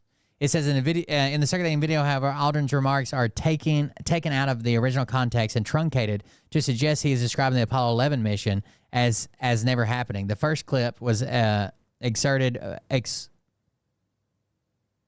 was taken from a Q&A with Aldrin at Oxford Union in 2015 at the 30-minute and 17-second timestamp. When asked by an audience member what the scariest moment of the journey was, Aldrin responds, "Scariest? It didn't happen. It could have been scary." That's one stalling clip. Aldrin recounts looking at the floor of the lunar module, and amidst the dust, there was something that didn't look like it belonged there, referring to a broken circuit breaker. He explains how pushing the circuit breaker with a pin sent the necessary power to the engine that ultimately helped the crew return to Earth. The second clip shows Aldrin at the 2015 National Book Festival, where a young girl interviews him about space. See the 7-minute 10 timestamp here. When asked why nobody has been to the moon in such a long time, he responds, "Because we didn't go there, and that's the way it happened." The version of social media cuts off Aldrin going into explanation that we need to know why someone stopped in the past if we wanted to keep going. See the 7:45 timestamp. He says that money is a factor, as the more money is needed for the new space equipment and resources instead of keep doing the same thing over and over again. And the last clip shows Aldrin interviewed by Conan O'Brien in 2000 discussing animations used by broadcasters during the coverage of the module landing and TV broadcasts intercutting these animations with audio but not video because there was no one present on the moon's surface to have filmed the landing itself. See the 129 timestamp here. Reuters Fact Check has previously explained the context of Aldrin's remarks to the Conan O'Brien interview in detail here. Reuters has also previously debunked claims that the moon landing was faked here, and here. A spokesman for Buzz Aldrin did not respond to requests for comment. These are misleading, spliced-up clips from interviews with Buzz Aldrin. They do not show him saying that the 1969 moon landing was faked or didn't happen. The article is produced by Reuters Fact Check team. We had to go over these on the show one time when it was who's the weird guy that Craig DeHunter. Greg DeHunter tried all this shit before. Thank you for the donation, Real Red Pill 78 girlfriend. Well, there is evidence, but there's no evidence of the hoax. Like, no one has come and said, "Here's my affirmative evidence that this hoax happened." It's never happened. Right, as far as I'm aware. No one's ever provided evidence. I see what you're trying to say. Oh, you weren't here for like an hour? Damn. The evidence that they went to the moon, there's a bunch, right? There's moon rocks, that's one. There's lunar reflectors that they placed on the moon, that's another. And there's a couple problems with those. First of all, the Soviets put laser reflectors on the moon as well. And also the moon itself, in many places where you shine lasers on it, it bounces back by itself. The reflective quality of the moon, the reason why the moon is so bright and white in the sky when the sun hits it, there's a certain amount of, you get a certain amount of bounce back off of different things with lasers. There's some photographs that are interesting. What was it? Was it India? What was the one where they got the most high resolution photos of the lander? Looking at Wikipedia right now of all third-party evidence of the Oh, thank you, Michelle. It's been tough, but we're getting back at it. Apollo mission. One thing that's interesting is they gave a moon rock to, what was it, Prime Minister of Holland? Is that what it was? Which one was the moon rock they gave? Oh, shit, more bits. Thank you very much. I appreciate that. 535 bits. It turned out to be petrified wood. So the Apollo astronauts gave a moon rock to some foreign dignitary, and it turned out to be a piece of petrified wood. They do have samples of moon rocks that came from the moon, but we also have those on Earth. In fact, Werner von Braun in 1968, I believe, went to Antarctica. There's all these photographs of him in Antarctica. Antarctica is a great place to take moon rocks because Antarctica is just this gigantic sheet of white, and you can spot the meteorites in the ground. So this is the photo. And this is from what? What's this from? What is the so this is in India. Indian Space Research Organization's, I don't know how to say that word, Chandrayaan-2 orbiter captured images of NASA's Apollo 11 and 12 landing sites and lunar modules from 100-kilometer altitude. Apollo 12 image astronaut boot tracks are still invisible due to the recent interest in another post I shared. Decided to download and view the raw imagery. So that looks like there's some kind of thing on the moon. Pretty good evidence. It is evidence of something on the moon. It's not evidence that human beings went to the moon. Okay, somebody else did it. To our conspiracy. One thing that was always said is anytime you're talking to a conspiracy nut, when you have to start inventing whole new technologies to make your conspiracy work, you probably are in the wrong. But he's literally having to invent an alien race being there in order to make this work. That's how we're explaining this. See, we have things that are on the moon. We have things on Mars right now. So the way the moon rock petrified wood thing, you think the moon glows?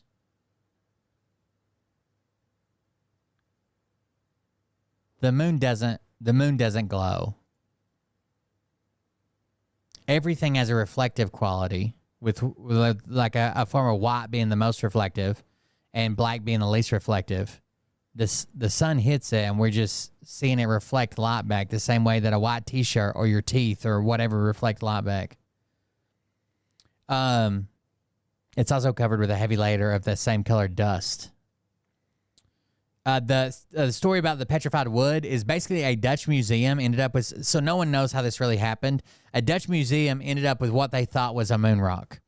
And it was given to them after the death of the former Prime Minister, William Dries, died. And apparently he said he received it from as a private gift from a U.S. ambassador that said it was from the Apollo 11. But no one knows if someone stole it during those times.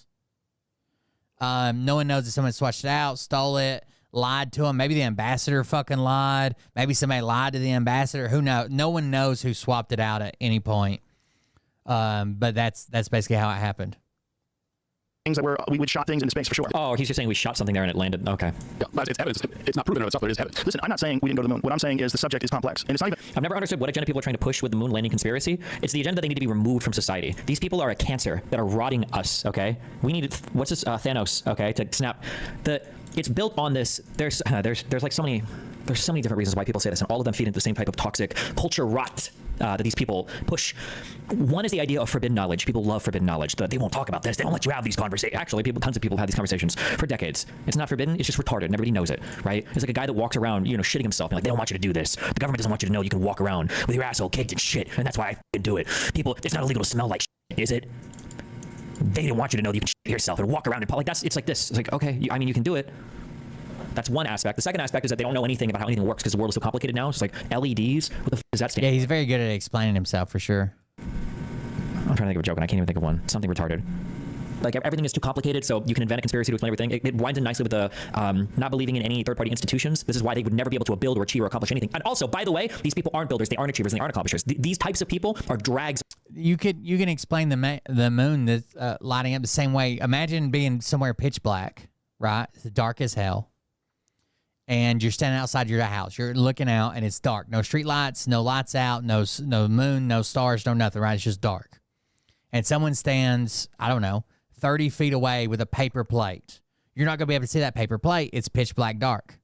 But if someone goes to the side of your house where you cannot see them and shines a flashlight that hits the paper plate, it's going to look like the paper plate is glowing. You can't see the flashlight because it's from the side of your house, or from behind your house, or around the side of the house. But the paper plate is going to appear like it's glowing because it's catching all the light and reflecting it. The light would continue to travel in the dark. I mean, I guess you could see the person too. But let's say we hung it from a piece of fishing line, right? The light continues to travel. It's not going to light up around the paper plate. It's going to light up the paper plate, and it's going to appear to be glowing.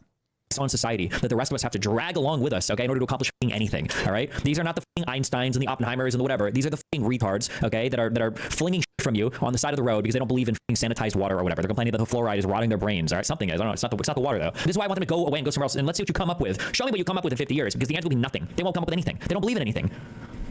They have no spiritual foundation because they all fake their religious beliefs. Apparently, they're all fucking Christian now. They have no intellectual grounding, okay? They don't know anything about how to even arrive at a true statement or what it means for a statement to be true. They have no... Yeah, I think we can draw that. Hold on.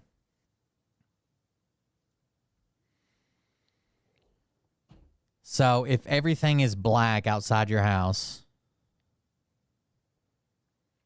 they still need something to hide behind to make it seem like the earth. Let me move paint over. Destiny's in an epic rant, and I'm over here drawing the fucking moon. So if we take and dump everything black, okay, everything's black, and then we add a layer, and we'll hang a paper plate out here. Okay, that's our paper plate. Now, it's going to be black while it's black, right?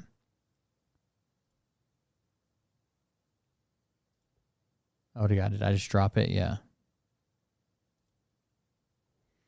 It's going to be black while everything else is black. But let's pretend that... Oh, no. Do that again. It's going to be black while everything's black. And then we'll go... So this is you standing on your porch. Oh, God. Let's get a pen going. All right, this is you and your point of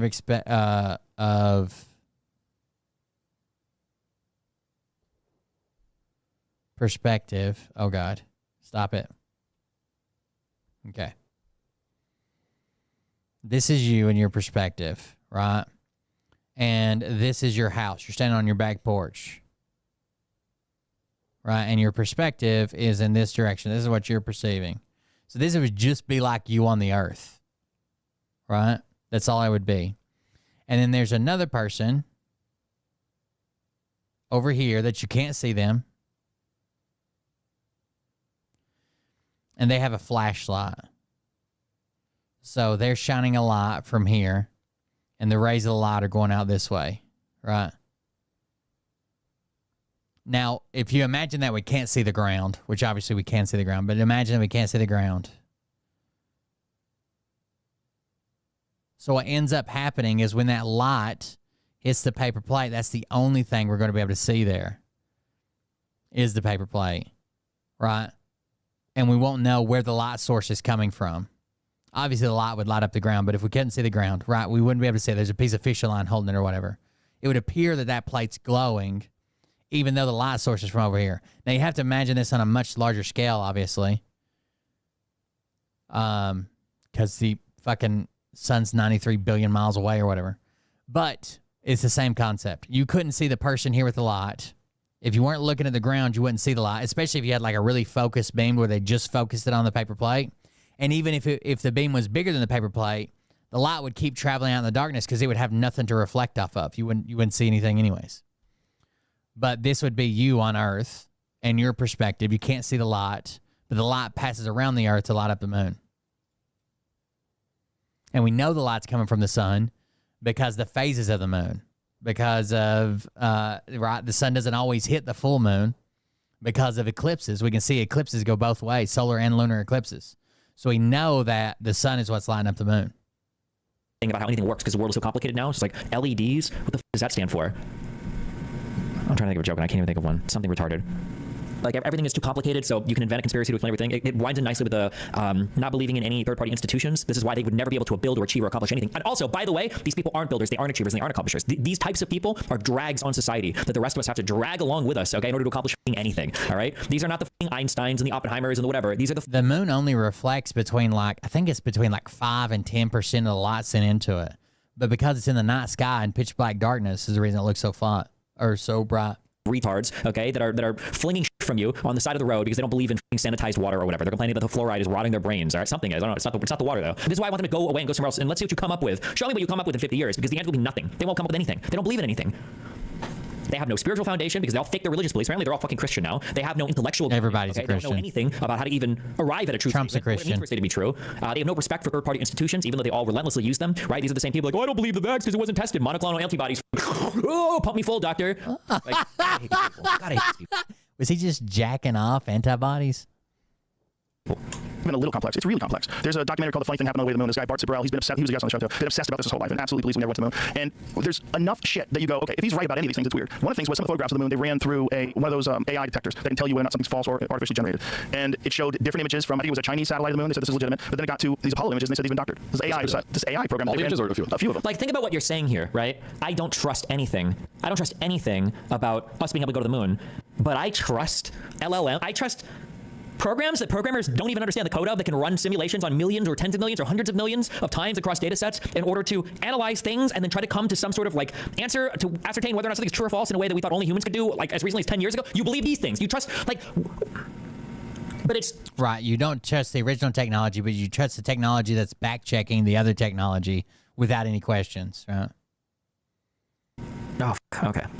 It's the idea that you would say, the problem is people just don't understand. No offense, okay? And I'm not trying to knock any rocket scientists, okay, out there, okay? I'm not trying to piss anybody off, okay? Rockets are, you put the fuel in the thing and you shoot the rocket out of place, okay? And adding a little capsule to put some humans on is impressive. I think I'm almost positive. Hold on, let me make sure. China picture dark side of moon. I'm pretty sure they got an image and just released it the other day. Chinese releases photos from the dark side of the moon.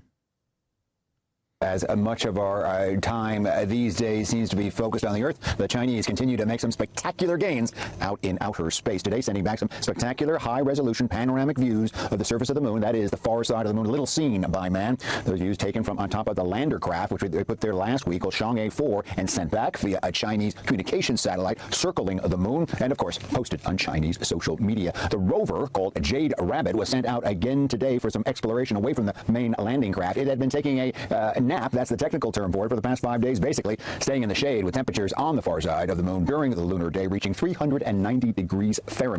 That's insane, dude. It has to shut down at the extreme heats and like protect itself. We'll be doing experiments over the coming days, weeks, maybe months in the 110-mile wide crater where the landing craft set foot on lunar soil again 10 days ago. This is near the south pole of the moon. And again, Sandra, all of this is yet one more step by China to try to catch up with the United States. They are planning a manned space station around Earth. There is talk of a Chinese manned mission to the moon. And then oh, I thought they were already planning or working on or en route. Mars, and that's another race. So we will be watching all of that very closely. Oh, this is actually old. Hold on.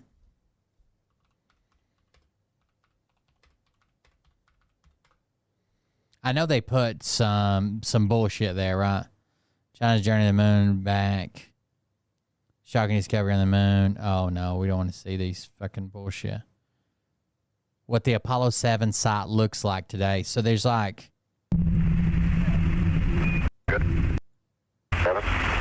Apollo 11. Did I say 7? That's animation. While he was already on the ladder to re-enter the lunar module. That's still from a year ago.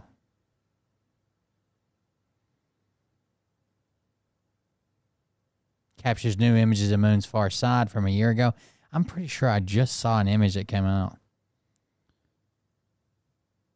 Moon crash from a different angle.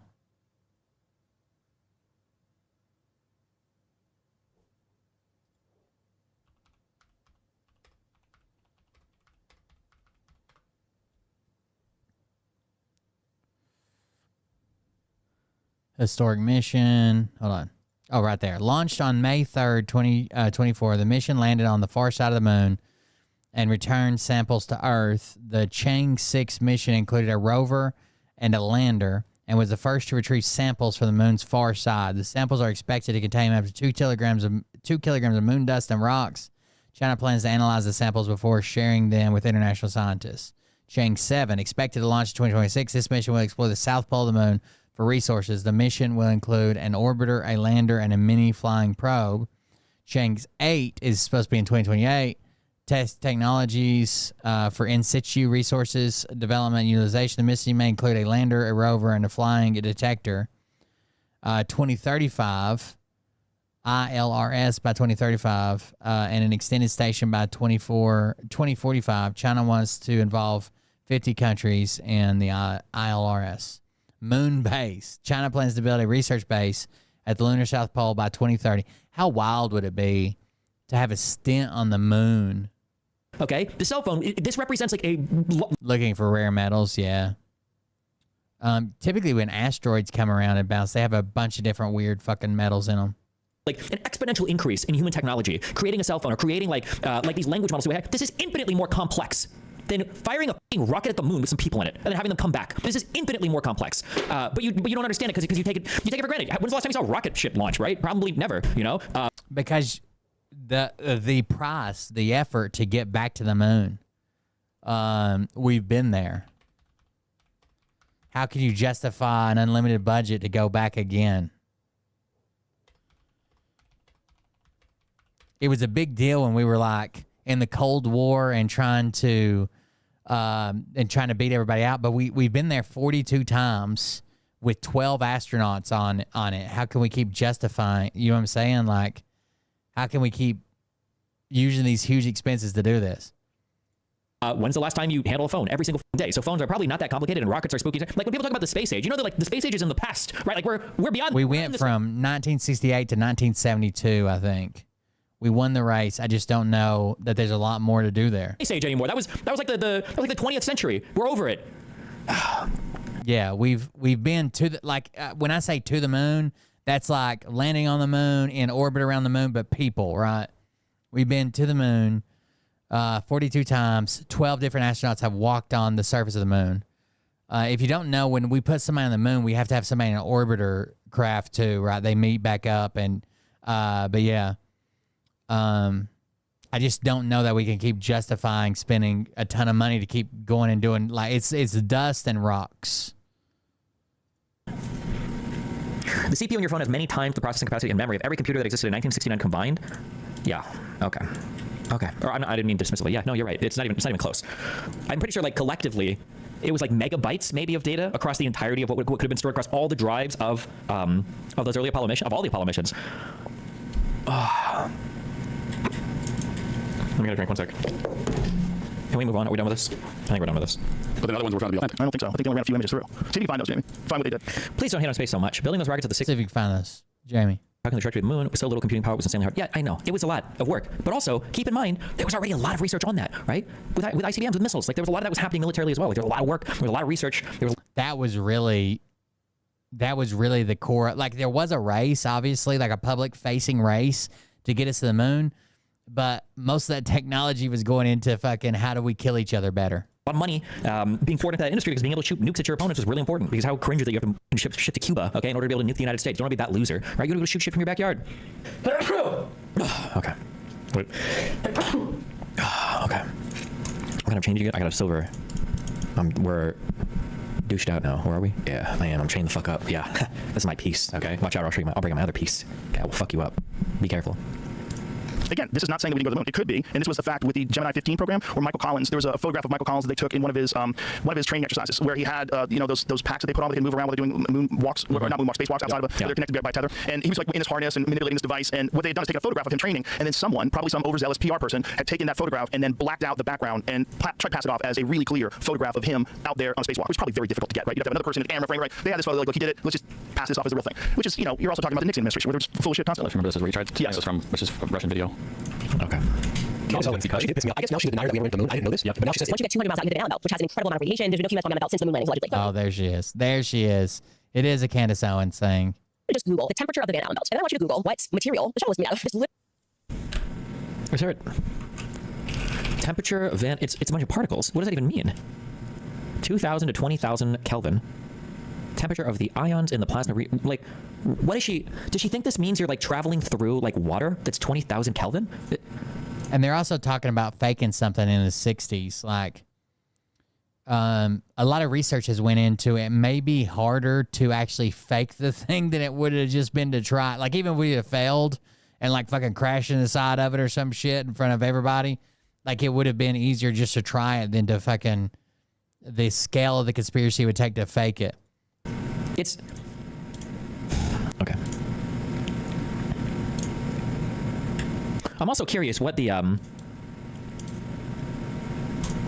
Oh man, I don't have the physics to. There's a concept called specific heat. I don't know if I would say that's more important than the actual temperature of a thing or not, but I do know that that's really important. Like, there are different things have a capacity to hold more heat than other things. I think specific heat is the name of this, right? So, for instance, if you were to take a cotton ball that was like, I don't know how hot this get, 150 degrees, and press it into your arm, it wouldn't really matter because it doesn't hold very much heat. It doesn't have the capacity to hold much heat at all. But if you were to take like a piece of metal that was like 120 degrees, even though it's like 30 degrees cooler than the cotton ball, and press out your skin, you could get burned. You could melt your, I don't know how much heat you would need to do it. But the actual capacity to carry energy or carry more heat is also more important than just like the temperature. Specific heat capacity determines the amount of heat energy is needed to change the temperature of something. Sure. You're talking about heat transfer? No, I'm not. Here's a guy explaining exactly that. Oh, hold on. He can explain. I want you to I think you're thinking of conductivity. No, I'm not. No, it is not conductivity, and it has nothing to do with conductivity. What I'm talking about is that there are certain materials, that one guy phrased it better, where you need more energy to raise it 1 degree than another type of material. Material that requires a ton of energy to raise it certain degrees will also transfer more energy when you're putting them against things where heat is transferring because it takes a lot of energy to, we wouldn't say it takes energy to cool it down, but more energy leaving it, or more heat is leaving it. Heat capacity, is that what it's called? I thought it was specific heat. Or maybe this refers to the heat capacity. Oh, it's specific heat capacity. Of a substance, the amount of heat that must be added to 1 unit of mass of the substance in order to cause an increase of 1 unit in temperature. It is also referred to as massic heat capacity or as the specific heat. Oh, okay, fuck you. More formally, it is the heat capacity of a sample of the substance divided by the mass of the sample. This is important. The mass part is really important because we have like a single particle that is like super hot, but wigging out energy because it's just one particle. Then just Google the temperature of the Van Allen belt, and then I want you to Google what material the shuttle was made out of. This literally doesn't make sense. Actually, it does. Material the shuttle. Because she thinks it would melt. Okay. I'm trying to think of a statement. I don't know if this would be true or not. I think you could make the statement that all of the particles that come off the sun have the same temperature, but you're exposed to less of them as you move away from the sun because of the it's called the squared, what the fuck is it called? It has to do when you're moving up in dimensions. Hold on. I'm gonna close my eyes so I remember this.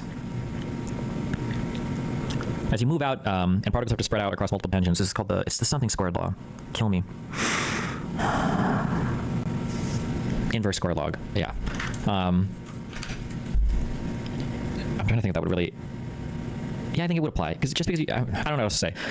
Temperature alone of something doesn't dictate what it actually does. Like, I guess in a really layman sense, it kind of does on planet Earth because we don't really think about things existing in like these massively different densities. Because on Earth, things are like within. So the easiest way to think about the Van Allen belts and passing through them is like. Thinking about somebody who walks on hot coals, right? Will a hot coal burn you? Absolutely. A hot coal will burn the fuck out of you. Hot enough, it'll burn through you in different spots.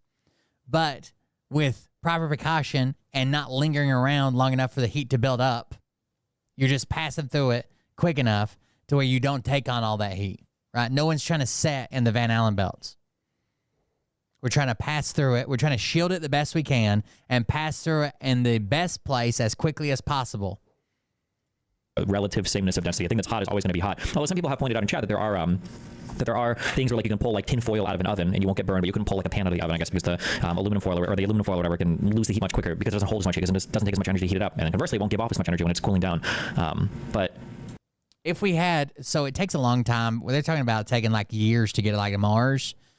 You guys know that that's because first of all, you have to wait till Mars is close enough and lined up and ready to go. And then we only produce enough thrust to get outside of our atmosphere and in the right direction. And then we're just kind of drifting towards Mars.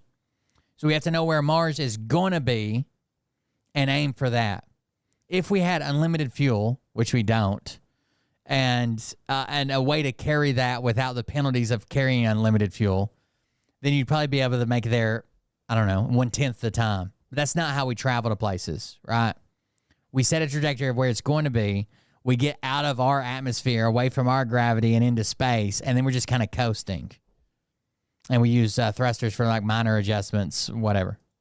Well, okay. I want you to just Google the temperature of the Van Allen belt, and then I want you to Google what material the shuttle was made out of. This literally doesn't make sense. Actually, it does make sense. You just don't understand the difference between heat and temperature, which a lot of people don't. Temperature is just the average. Wait, we know what this guy looks like now? When did he do a face reveal? I just realized. Sorry, okay. Does it make sense? Actually, it does make sense. You just don't understand the difference between heat and temperature, which a lot of people don't. Temperature is just the average kinetic energy of particles in a substance. It doesn't matter how many particles there are or like how good they are at conducting heat. You can have two things that have the same temperature, but one can feel colder. Like when you touch tiles in a kitchen versus, say, wood, the tiles will feel colder because they're better at conducting heat away from your hand. And heat is just the total amount of energy transferred between two objects. People think hydropower comes from water. It does not. It comes from quartz bedrock being hit by water. I don't know what the fuck that is. Hydroelectric dams work with the power of water turning turbines. I used to work on them. Due to a temperature difference. And in space, while the particles... They're in big-ass fucking pits, I don't know, 80, 100, 120 feet, and they turn a fucking turbine using the water, the difference in water pressure, like head pressure, basically. Really high temperature because they're whizzing around like crazy. They can't, there's not enough of them to transfer a significant amount of heat to a spacecraft. So you're just wrong. We went to space. This question comes from Jason, who asks, how long could a nuclear submarine last in orbit? The answer is not very long, but not for the reason I expected. The submarine wouldn't burst. Submarine hulls are strong enough to withstand 50 to 80 atmospheres of external pressure from water, so they'd have no problem containing 1 internal atmosphere of pressure from the air. And the hull would likely be reasonably airtight. Although watertight seals don't necessarily hold back air, the fact that water can't find a way through the hull under 50 atmospheres of pressure suggests that when the sub is in space, air won't escape quickly. Okay, so why would it not work? My guess is going to be something, it must be, subs must be pressurized. I imagine this provides a decent amount of radiation protection, the hull would. And then I imagine that, is it just going to be because they don't have, no, they have oxygen, they're underwater. Oh, I wonder if everybody boils inside. That's my guess. Everything inside overheats. That's absolutely what happens. Everything overheats and everybody inside dies.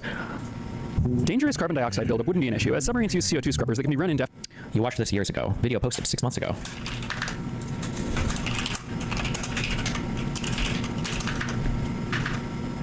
As long as they have power. But oxygen is another story. I'm kind of curious now. Electricity to extract oxygen from water. In space, there's no water. So why wouldn't this apply to the ISS? Does the ISS have radiators and shit?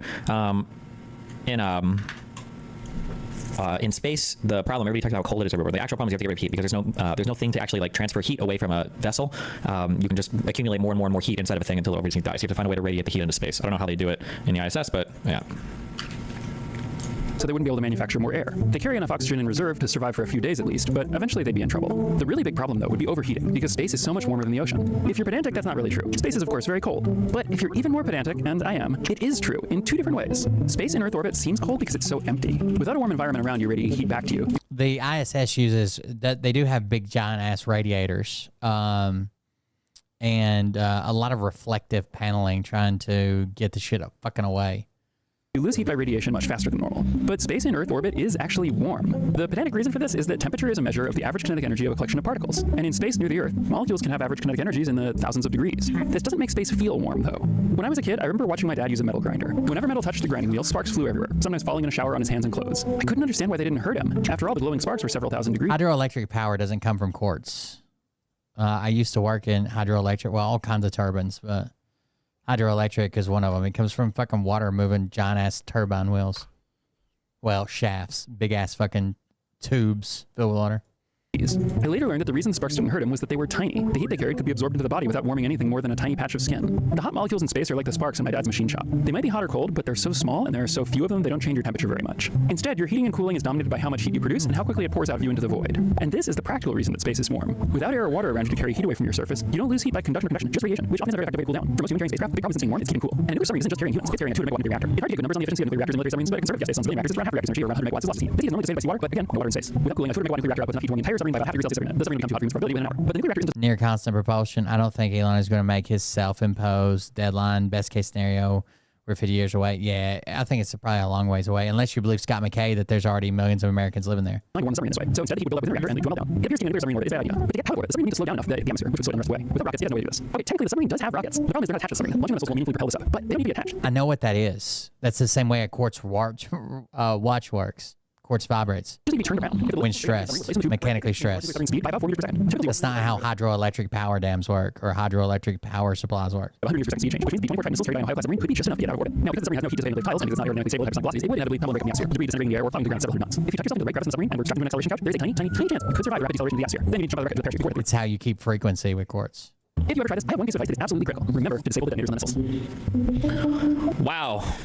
So I want you to just Google the temperature of the Van Allen belt. And then I want you to Google what material the shuttle was made out of. This literally doesn't make sense that an aluminum alloy could have gone through the Van Allen belt for an hour and a half or 59 minutes. It just could have literally happened. The Van Allen belt, it's a belt around the Earth of radioactive particles that come from the sun, right? We have magnetism in the Earth, and they get wrapped around the Earth into this little donut-looking thing around the Earth, right? Oh, I've seen some pictures before. What's the evidence behind this? There's the donuts. Okay. But I don't think someone's understands that there's different kinds of radiation. For instance, we get sunburned at the beach. That's UV radiation, ultraviolet. That can be stopped with a simple fabric on your shirt. Okay. Now there's alpha, beta, neutron, and gamma radiation. The alpha particles you can block with a piece of paper. Beta particles you can block with aluminum or any kind of metal. And then gamma radiation you block with lead. This is why in big nuclear reactors there's a lot of lead around to keep all that from seeping out. Well, in the Van Allen belt, it's pretty much just A and B radiation. So you can block them with something that stands a few millimeters of aluminum. But I don't think she knows that. And the other thing that she says we can't go through. Well, they don't expand around the entire Earth. The northern and southern parts really don't have any of the Van Allen belts. It's only in certain latitudes that it's affected. So all NASA did was like, yeah, we can go through them, but let's just go above it, more north. So you don't really ever get into really bad part, which you could do. Now, here's the funny thing. Don, which is a SpaceX mission, that's going to go to space and do the first spacewalk of humans, private commercial spacewalk of a government entity. They're going to pass through the Van Allen belts. They're actually going to be in the Van Allen belts. So what you're going to say in a week when they start walking outside of this Dragon spacecraft is you're going to say that SpaceX is faking it too? You know what she's actually going to say? She's not going to say anything because she's not going to mention it, and she's going to not ever go back to the fact that she so is people debunking her. Brought this ever up, that the moon landing was fake and whatnot. I almost feel like this is something that people like Candace tend to do to stay relevant. They try to dive into these pretty outrageous conspiracies, shine some. I think that's the way to get ahead.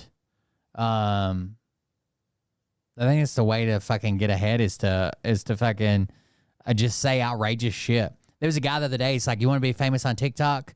Pick something everybody loves, something universally loved by 90% of fucking people that see your video, and just come out that you fucking hate it. You fucking hate it. You don't care who judges you. Everybody will judge you. Get all the comments. Then come back and apologize and be like, I didn't understand it. Now I'm back on this like comeback tour. I'm on my fucking redemption arc. Some light in them to allow a base that actually wants light to be shone onto these conspiracies, right? And it's essentially feeding into a certain demand. So when various things like this come out, she's not going to care about that, or she's going to tell you, so what, Fabian? And then she's going to go to the next thing, right? Yeah, I was actually on a job where a guy, GE was bought a company named Alstom, Alstom, and they're like a, I don't know, like a company from somewhere over in Europe that made turbines, steam turbines, water turbines, blah, blah, blah. So we had to cross-train everybody. So I was one of the first crews that went to work on an Alstom turbine. It was in Lakeview, New Jersey. And we went up there and did a major on a turbine, a steam turbine up there. And the very next job I got sent on without my crew, it was just me to help train an Alstom that was coming in as a field engineer on a hydroelectric dam. And these had, I think it was like a 120-foot vertical shaft or whatever. And I trained him up for the part that I was supposed to train him on. I trained him up for the part I was supposed to train him on. I was supposed to leave, and I didn't get to leave, actually. I got pulled onto a different crew, a night shift crew. It was really like an overlap for like they were having trouble with their handover from day shift to night shift. What measurements taken, what was done, what wasn't, what got handed over. So I got put in this capacity where I was supposed to be there for part of day shift and part of night shift and help the shift change better. And there was another guy that was my counterpart that came in through half a night shift and stayed for half a day shift and did the same thing from day shift to night shift.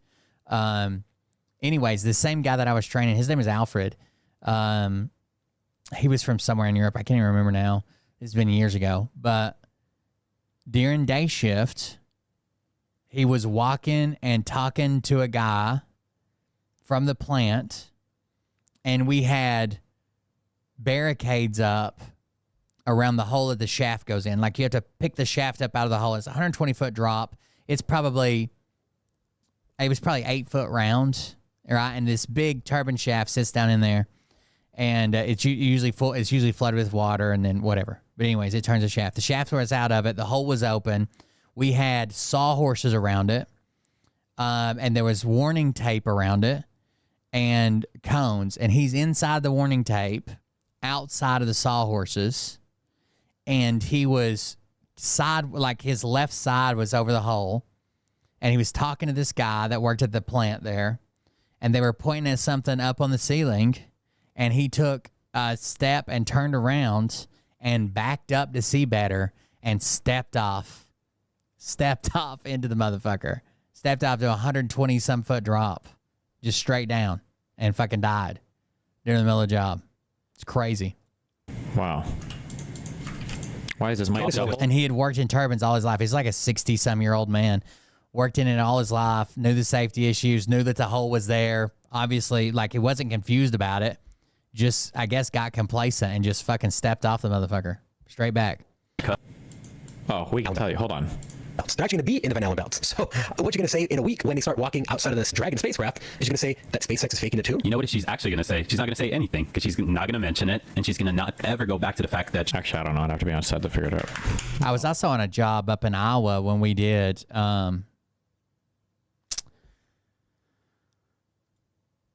we did a windmill job. We were building a wind farm, and we had a big Manawak 31,000 crane. It was like our topping crane. So you had this like cranes that come in for like to offload trucks. Then you had cranes that come in to the towers we were building were 4 pieces. So you had base, lower mid, upper. Then you had that's just the tubes. Those are the 4 pieces. Then you had the nacelle went on, and then the blades had to be put on. And we had a small crane that would do base and lower mids, right? It was just a small crane.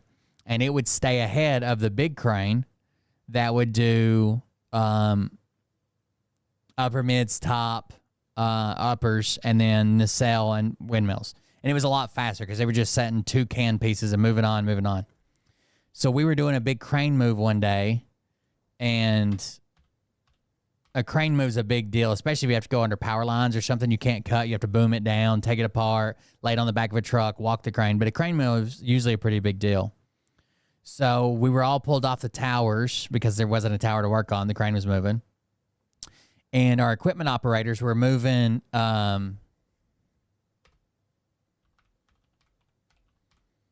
basically giant-ass railroad ties that are bolted together in like these probably like 6 foot wide by 10 foot long. They call them crane mats. It's like a thing that the crane can drive on. So because we're out in the middle of fucking, we're out in the middle of a cornfield, right?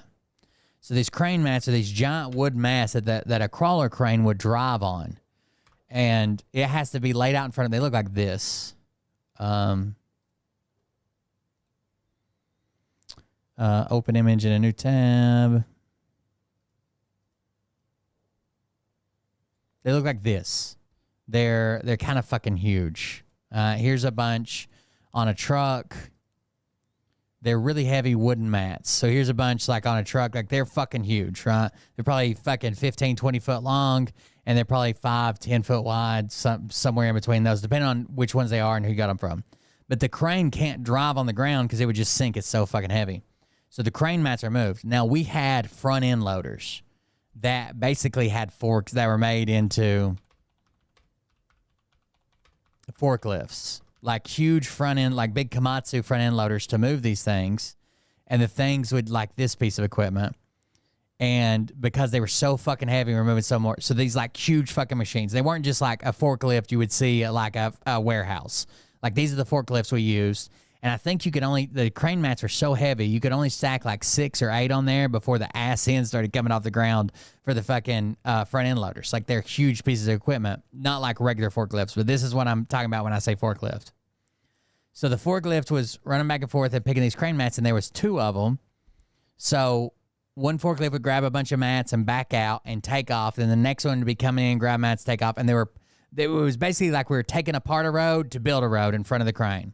So the crane would move a little bit. They'd take the part that we already drove over. They'd pick it up. They'd take it to the front and build a new road so the crane could continuously move. Because the crane moves at like 3 miles an hour. It's slow as fuck.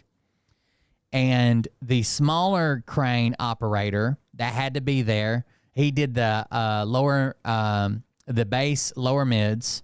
He had to be there because later on, we were coming up on a power line and we would have to boom down the crane to where the boom would, it's kind of dangerous. So it's not good for the crane. Like you have to take the crane apart. Like all the boom that's in the crane has to come apart, be loaded on a truck. You have to be very mindful of the cables and reel them in and all that shit. So he had to be there. Well, he wasn't feeling good that day. The smaller crane operator wasn't feeling good that day. And the report said he had taken some Sudafed and some other things. And he had left, I guess we could do paint for this. He had left the area. I'll draw it.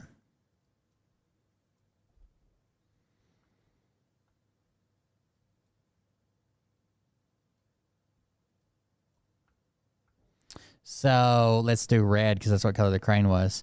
The crane let's say the crane was like right here. Big red Manawatt crane, right?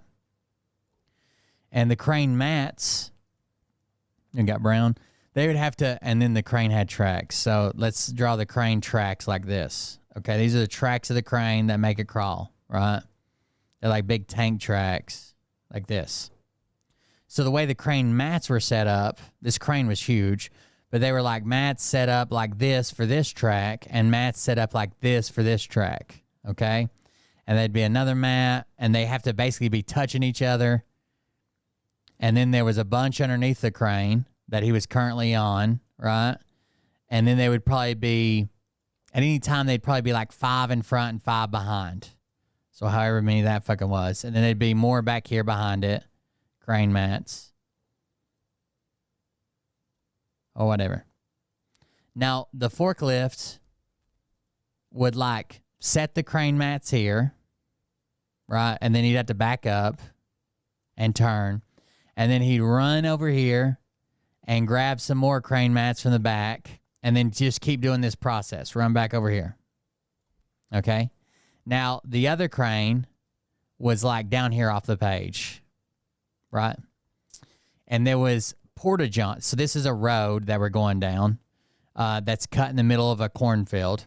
And they were like a set of, we were just passing a set of porta-johns that were on the job site, right? So there's porta-johns here. All over the place. And the other crane operator came out of his crane. He wasn't feeling well. He went to a porta-john all the way at the end of the row, right? And took a shit or whatever. He's in the bathroom. When he came out, he was watching this forklift do something, okay? And while he was watching, instead of going back to his crane this way, right, back to his crane and where it was, he was walking backwards and going to go behind the porta-johns like through the field. When he walked backwards, basically like to be over my head or to be behind my head, when he walked backwards watching that crane, one of these backed over him with a load full of crane mats. It split his side, like basically from like just below like where his nipple was to like down below his waistline. It split his side open and shit just like shot out the side. Same way that you'd think like if like one of those like stress reliever balls, like if you squeeze it too hard, it just split his side open and fucking guts and intestine and shit just came out the side.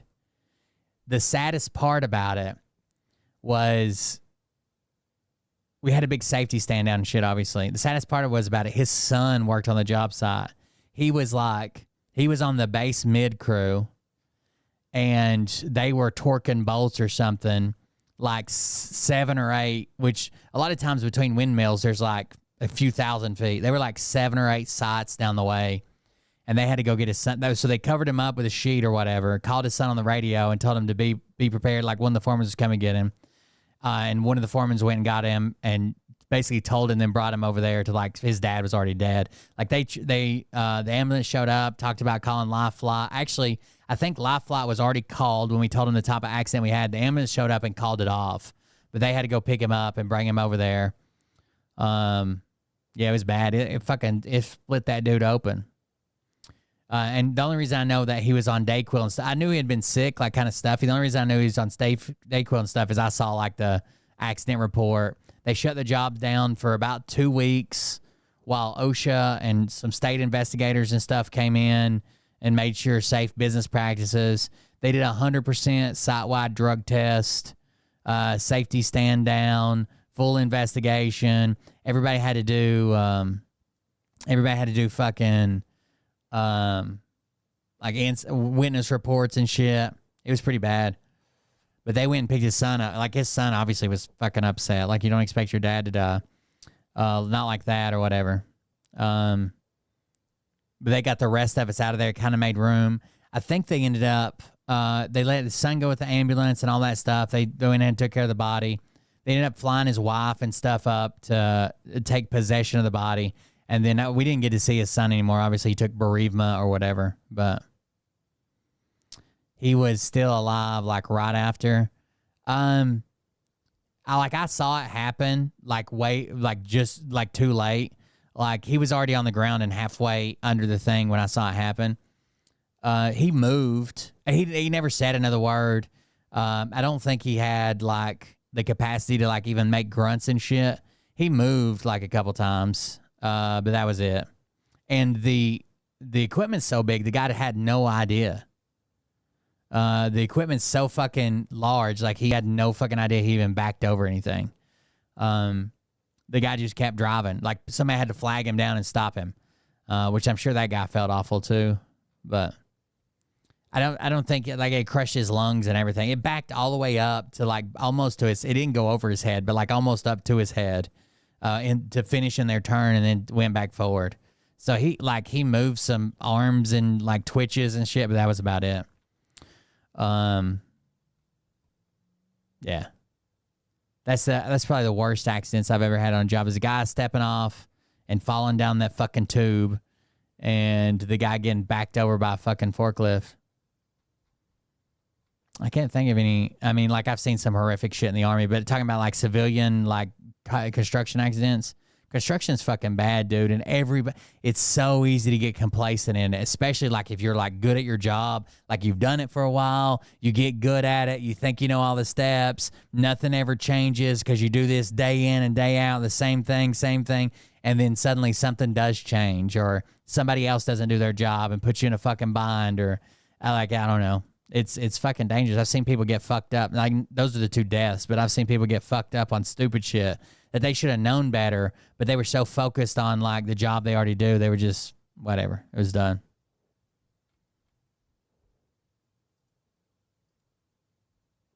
Oh, no, I don't care. Thank you, Mr. Chairman. Man, I love our chairman. Do you? People have called the chairman many things, different adjectives over the last 2 years. Destiny stole Shadow. But I admire his courage. I mean, literally, as Donald Trump is running away from Project 2025, trying to put as much distance between him and Project 2025, because the American people know it's toxic, but not our chairman. No. Chairman, with all of his wisdom, he features Project 2025 in the hearing, one of our last hearings, right before the election. I mean, if the Trump campaign is listening, here you go. Project 2025 in a hearing. I'm sure they're real happy about that. But, you know, Project 2025 wants to get rid of NOAA, wants to get rid of the National Weather Service. You know, the people that tell you the weather and help us prepare for hurricanes. So I say that as a former director of emergency management for the state of Florida, for a Republican governor, actually, who responded to hurricanes. You know, maybe if once we get rid of it, if Project 2025 were to succeed, if Trump were to win, maybe we'll just do it with a magic 8-ball, or maybe with a Ouija board, or maybe we'll do hurricane cones like President Trump did, right? Where he just circled in another state that wasn't in the cone. So maybe what we'll do is we'll do hurricane predictions, like maybe it'll go to Mississippi, maybe it'll go to North Carolina. So I don't know if you guys remember this, but Trump was wrong on talking about the state that the hurricane was going to. So he just edited one of the National Weather Service's forecasts and said, see, I was right. Or maybe it'll go to all three. Oh, look, I made a smiley face. Maybe that's how we'll do the weather. You know, I could see it right now, right? Trump would come out and say, it's going to be raining cats and dogs today. Please don't eat them. Okay?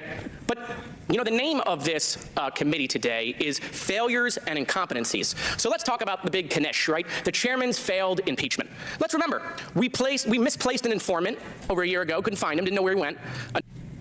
Wait, was that light in the back always off, or did my power just flicker somehow? Hello. Where are you going? Good. True, Dan.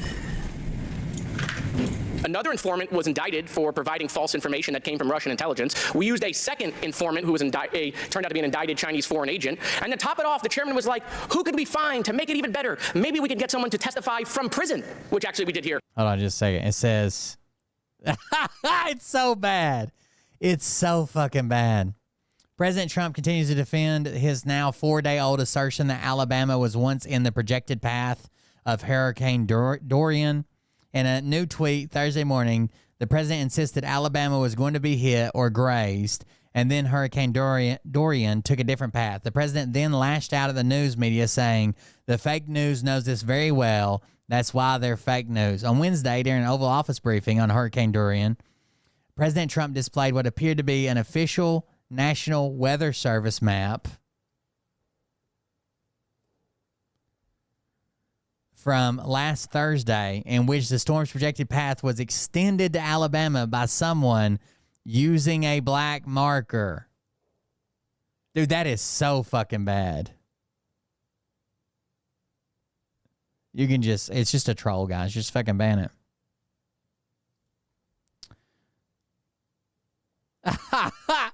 We got lucky in Florida. Very, very lucky indeed. We had actually, our original chart was that it was going to be hitting Florida directly, Trump said. Trump then asked for and was handed a large forecast map. That was the original chart. You see, it was going to hit not only Florida, but Georgia, and was going towards the Gulf.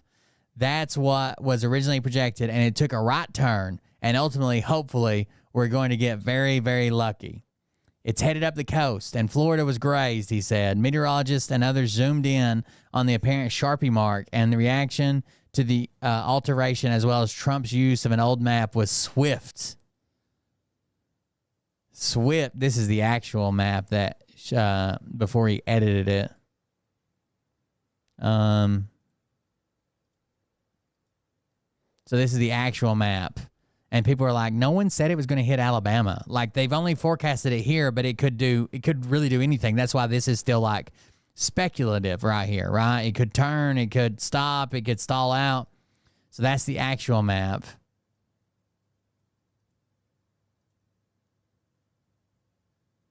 And then we have Trump's edited map, where they just drew an extension on it with a Sharpie.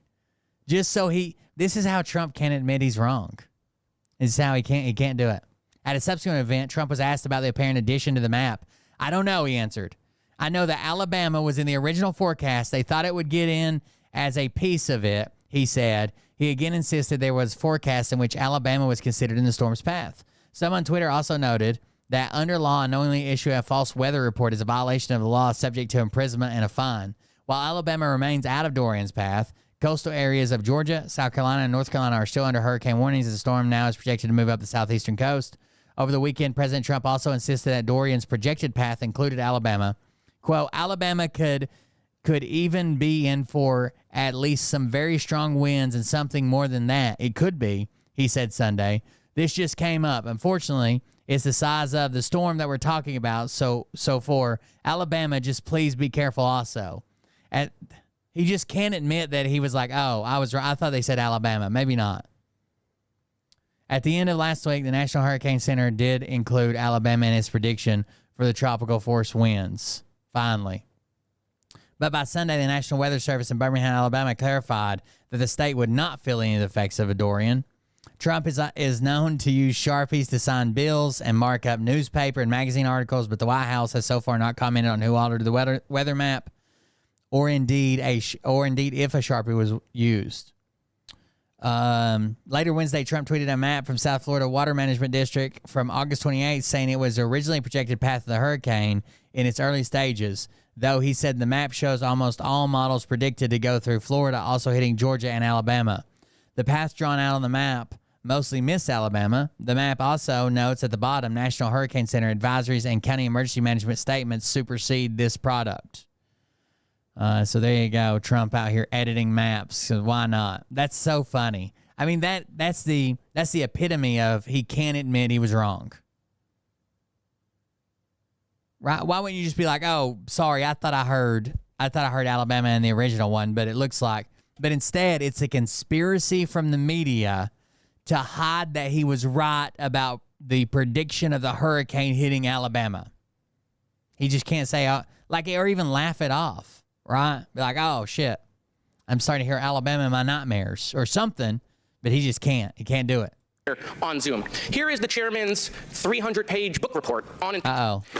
Deb, my anal seductress, is back. God, she wants to be dick down. Dick down with Debbie. He said in his release, it is the strongest case for impeachment of a sitting president the House of Representatives has ever investigated. Wow, that sounds pretty serious. Did anybody report anything out of this? I feel like I didn't hear a peep, even out of alternative media, even out of Fox News. I feel like I didn't hear to hurricanes. You know, maybe if once we get rid of it, if Project 2025 were to succeed, if Trump were to win, maybe we'll just do it with a magic 8-ball, or maybe with a Ouija board, or maybe we'll do hurricane cones like President Trump did, right? Where he just circled in another state that wasn't in the cone. So maybe what we'll do is we'll do hurricane predictions, like maybe it'll go to Mississippi, maybe it'll go to North Carolina, or maybe it'll go to all three. Oh, look, I made a smiley face. Maybe that's how we'll do the weather. You know, I could see it right now, right? Trump would come out and say, it's going to be raining cats and dogs today. Please don't eat them. Okay? But, you know, the name of this committee today is Failures and Incompetencies. So let's talk about the big Knish, right? The chairman's failed impeachment. Let's remember, we misplaced an informant over a year ago, couldn't find him, didn't know where he went. Wait, was that light in the back always off, or did my power just flicker somehow? Hello. Where are you going? Good. True, Dan. Another informant was indicted for providing false information that came from Russian intelligence. We used a second informant who was turned out to be an indicted Chinese foreign agent. And to top it off, the chairman was like, who could we find to make it even better? Maybe we could get someone to testify from prison, which actually we did here on Zoom. Here is the chairman's 300-page book report on impeachment. He said in his release, it is the strongest case for impeachment of a sitting president the House of Representatives has ever investigated. Wow, that sounds pretty serious. Did anybody report anything out of this? I feel like I didn't hear, even out of alternative media, even out of I didn't hear anything about the impeachment thing. It was like 300 pages. So I want the chairman to show the American people that we didn't just waste millions of taxpayer dollars to issue this book report. Mr. Chairman, the speaker is watching. You could call for impeachment right now, right? We got a little bit of time left before the election. I mean, you know, just ask the speaker. You could ask the speaker right now, or talk to him. Like, when are we going to schedule impeachment? This was the 300-page report that was supposed to be filled with all the evidence about Joe Biden needs to be impeached. You know, there was nothing. Is basically what they ended up. There was nothing. And now they're not even talking about impeaching him anymore. It just died. Is this just concepts of impeachment, right? No? Okay. Well, I mean, here's the thing. I think that the chairman titled this, and I love the title of today's hearing, right? A legacy of incompetence, consequences of the Biden-Harris administration policy failures. I made a couple of edits to the title of today. It come out on the first day of the DNC, I think. So the title, I think, really is a legacy of incompetence, consequences of the Comer chairmanship. Go back to DGG code. Hold on. Just concepts of impeachment. Right? People that we didn't just waste millions of taxpayer dollars to issue this book report. Mr. Chairman, the speaker is watching. You could call for impeachment right now, right? We got a little bit of time left before the election. I mean, you know, just ask the speaker. You could ask the speaker right now, or talk to him. Like, when are we going to schedule impeachment? Or is this just concepts of impeachment, right? No? Okay. They won't schedule impeachment either because, one, it's never making it through the Senate. That would be crazy. And two, I don't even know how many Republicans would vote on it. These guys are, Jim Jordan is a joke. There's probably worse people. Oh, this guy's a joke too. Mr. Raskin, I feel like I've heard him say some dumb shit. Jim Jordan is crazy. Well, I mean, here's the thing. I think that the chairman titled this, and I love the title of today's hearing. Oh, no, wait, you're right. Okay. Wait, why does he have a different nameplate in front of him? I feel like I've seen this guy say retarded shit. But it's not. It's Mr. Comer. Okay. Because this is the guy that did the video of the proving of the, this video. He's this guy. Joe, where's our full chart? I love it. I love X's native video player. He's this guy that proved how Chinese money laundering people benefit Joe Biden directly. A great man, Mr. Is it Comer? Is that how you pronounce his name? The chairman titled this, and I love the title of today's. Raskin is it dumb? Yeah, is Raskin the guy with the curly hair? Who was on the J? Yeah, this guy. Oh, okay, yeah. Makes more sense. Sorry. Hearing, right? A legacy of incompetence, consequences of the Biden-Harris administration policy failures. I made the steps of impeachment, right? No? Okay. Well, I mean, here's the thing. I think that the chairman titled this, and I love the title of today's hearing, right? A legacy of incompetence, consequences of the Biden-Harris administration policy failures. I made a couple of edits to the title of. Oh, I asked earlier, but I didn't look. When is the VP debate? It's still on, right? And when is it happening? Do you guys know? Okay. So I can Google it, I guess. Legacy of incompetence, consequences of the Comer chairmanship. Okay, because all we've had in this committee for 2 years. October 1st. Failed impeachment, failure on this gas stove nonsense, failure on all the Chinese COVID stuff. They did nothing with that COVID committee. It's all failure. The whole House, the whole 118th Congress is failure. They removed the speaker, right? Then they tried to remove a second speaker, right? That's really great for the American people, right? Then they impeached the cabinet secretary. That hadn't happened in 150 years. They've had multiple CRs fail, right? They can't even keep the government open without both speakers crawling to the Democrats to be the adults in the By the way, the Republicans have hinted they might shut the government down again before the election as well. Room to keep government opening. I think Tim Walz will just destroy. I mean, fucking JD Power Vance and Associates is Sisterhood of the Traveling Vance. He's not human. I I mean, I'm sure the sycophants, the Trump supporters, like he's got Trump's 100% support. So all the Trump lovers, Trump humpers, whatever you want to fucking call them, will support it. But I just don't see him winning. So, I mean, literally, if we're going to talk about failures and incompetencies, we should just look at what we've done here over the last 2 years. And I want to end with this. I mean, literally 2 weeks ago, right, all we heard was about what the Haitian people were doing in Springfield. But no, the chairman wanted to top that. He literally brought a witness who proffered in this committee that the Haitian people would have been better off had they stayed in slavery for several more decades. Mr. Chairman, I want to spare you the embarrassment. You should strike his words from the record. No, you stand by his comment that the Haitian people would have been better off in slavery for 30 more years? Or should we strike that from the record? I just want to spare you that embarrassment. Okay. All right, your time's expired. Before I recognize Mr. Timmons, I would love to be a fly on the wall when you find out that Joe Biden dropped out of the presidential election and his son pled guilty for corruption. Why didn't you impeach him? Wait, why didn't you impeach him, Mr. Chairman? Where's the impeachment vote? Thank you, Mr. Where's that impeachment? So he's trying to claim that because of their investigation, that's why Joe Biden dropped out. Mr. Speaker, when's the impeachment vote? I mean, we have a 300-page book report, tens of millions of dollars. Chair recognizes Mr. Timmons from South Carolina. Impeachment. Mr. Chairman, I'll begin by pointing out that Hunter Biden is going to be... Destiny is right. Even the alt media dropped this. They were all big on it. Like, we'll get the answers now. We'll see what's really going on now. The Biden crime family.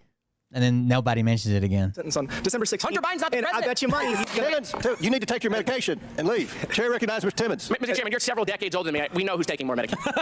Oh, wait, whoa, no. Jesus. Oh, wait, whoa, no. Your medication and leave. Chair recognizes Mr. Timmons. Pointing out that Hunter Biden is going to be sentenced on December 16th. Hunter Biden's not the president. I bet you money. Timmons, you need to take your medication and leave. Chair recognizes Mr. Take your medication and leave. Hunter Biden's not the president. Did you impeach Hunter Biden? Timmons. Mr. Chairman, you're several decades older than me. We know who's taking more medication. Oh, wait, whoa, no. Several decades more older than me? Oh. Jesus. Christ. Damn. That was a good clip. I haven't seen that.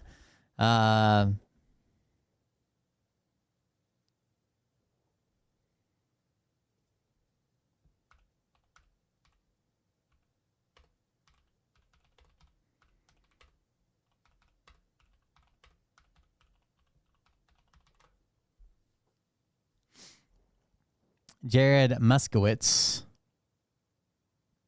Let's see what he said on the news. Here's a news clip. Which is what the question was, the senator. If the 50 states, which is what the question was, the senator, to the senator, if the 50 states certify the election, will you vote for it? The answer for me is yes. And the answer from him should have been yes, but instead he chose weakness. And what I mean by that is he's just playing around with it, right? Because that's the partisan thing to do, right? Right now is the talking about certifying the election.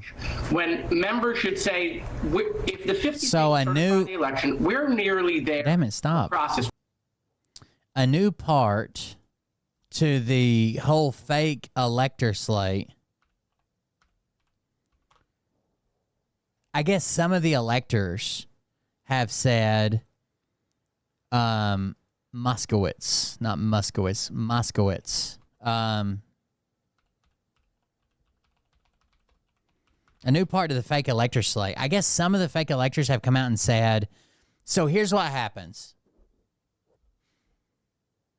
Before, in U.S. history, sometimes there have been questions on the legitimacy of a count, or it's been too close to call, or there was audits going on. It was super close. And very, very, very rarely, there have been two sets of electors certified by the Senate in a state with the contention placed upon it that once the results are in, whoever the results support, that'll be the slate we use, right? But because there's like these deadlines floating around, we have to have two slates of electors just in case.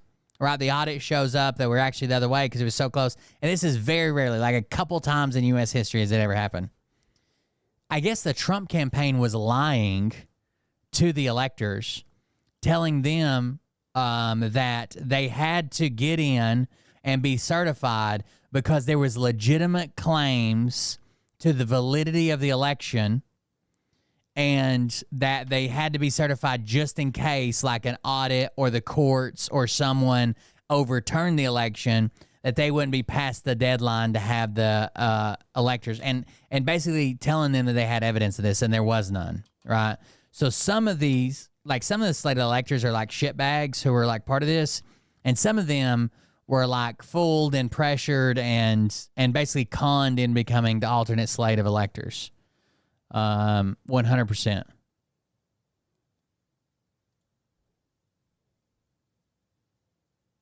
Knish, right? The chairman's failed impeachment. Let's remember, we misplaced an informant over a year ago, couldn't find him, didn't know where he went. Another informant was indicted for providing false information that came from Russian intelligence. We used a second informant who was turned out to be an indicted Chinese foreign agent.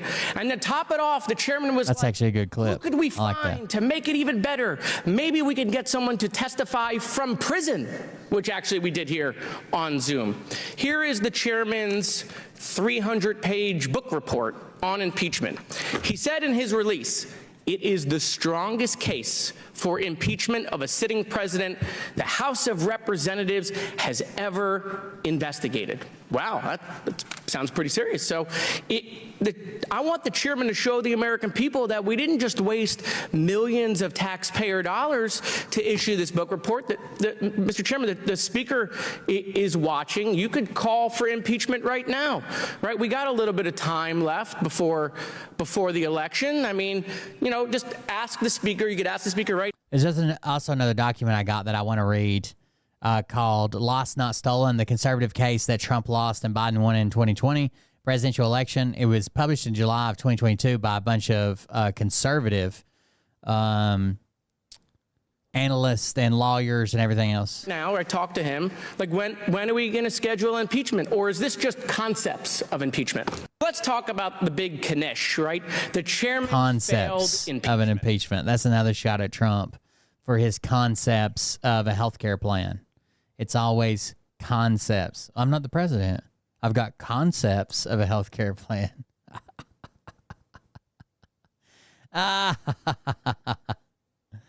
Oh, sounds good to me. All right, Scott Rogers, sad to say that Country Corey, his best friend, was actually trampled to death by a horse. I heard that Scott was involved. Let's see. So Scott's doing a loving memorial video. If you haven't seen this video, go back and watch it. My heart really goes out to Country Corey's family. I was just reading through the comments. Rest in peace, Country Corey. Apparently, Scott was riding one of his ponies, a Shetland pony, and because Scott couldn't reach the stirrups, the horse got away from him, and tiny little pony trampled Country Corey to death. So thoughts and prayers and all those things. You know, Scott's got to be taking it rough, but rest in peace, Country Corey. You're up on the big Shetland pony in the sky now, and I think we can all agree that's where we all want to be one day.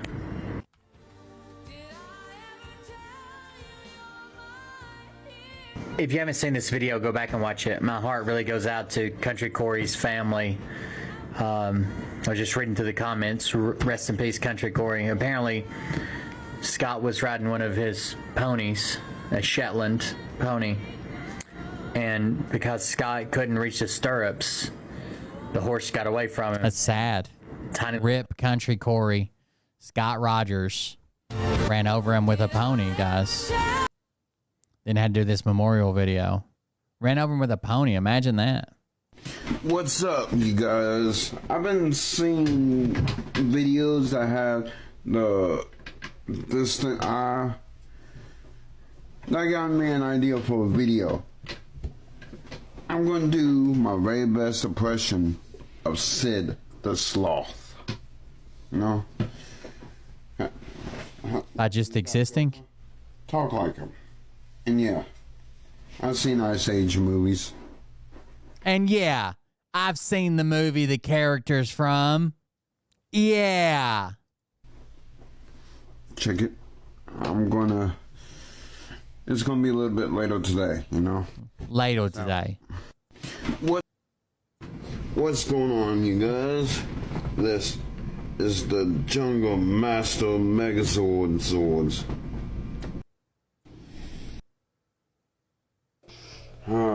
let's see here, dude. No. Yeah.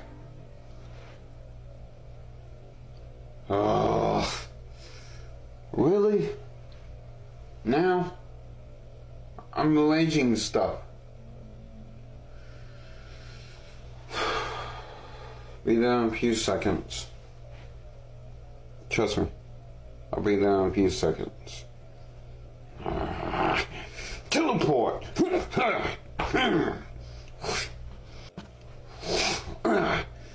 Told you. What's going on? This guy. That is not a guy. Where is he? Where is it?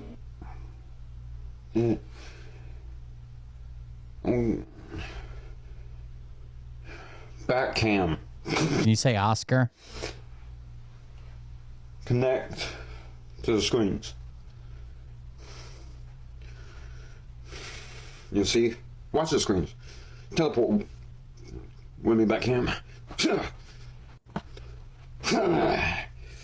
Hello. Go. Oh, daggum. That is a super Goldar. By the power of the morphing grid. Delta on 4 saw. By the power. Oh. Take 2. No, shouldn't be a break like that. By the power of the morphing grid. Delta on 4 saw. I don't have the containment codes yet, but I will get them soon. Goldar, why are you still around? Because I'm looking for a reason. North said they're not around. How are you still alive? I thought you were in the Z wave, Q wave. I'll capture you. Containment code. Delta on 4 saw. Full power.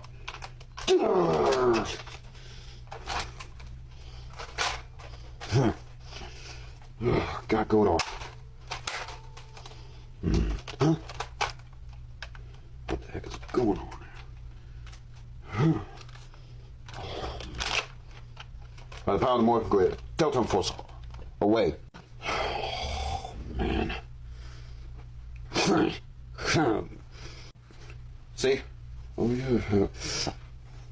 Here's Goldar. A little bit powder, but I got him. I hope you like that little skit I did. This is pretty good. I'm going to search for the cards, containment cards, because I'll show you how they work. Peace out, guys. I hope you enjoyed that little skit. What? Yeah, dude. I didn't understand any of it. All right, guys. I'm going please do it. The right way and the wrong way to do this. He practices these like thousands of times just to get it right, just to prove to people that he is Willie Smart on TikTok. Doing the wrong way first. You know how some people do that.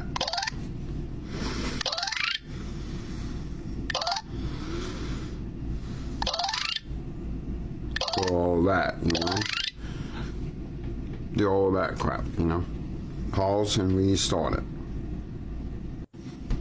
What my plan is,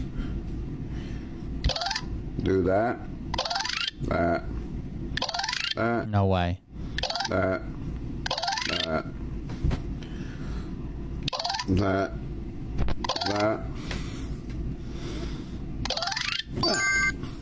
That's the right way.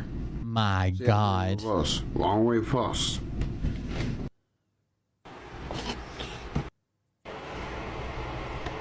He's dressed up as Spider-Man connecting SpongeBob pops. Fast. Alright, I'm not me without my job. My job. I guess you're not you, bro. I guess you're not you. No, not TikTok. A new business I'm making. Oh, so at first he said TikTok because he's a content creator. Then Then he says, no, not TikTok. I'm creating a new business. All right, I'm not me without. Someone said, I figured it would say Marlboros and Diet Coke. My job. I don't know how many percentage of people has these type of phones, you know. But I know the Motorola Razor. Motorola. Cleanest hands in the industry. Look at those. Look at those fucking poop fingers there. How many times does he shit on his own finger right there? It's more than one.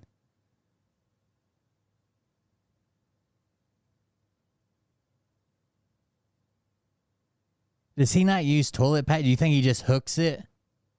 Slings it off? Razor. All right, let's see. Am I going to be good as Jeff Dunham in ventriloquism? Am I going to be good as Jeff Dunham ventriloquism? Totally. Cool.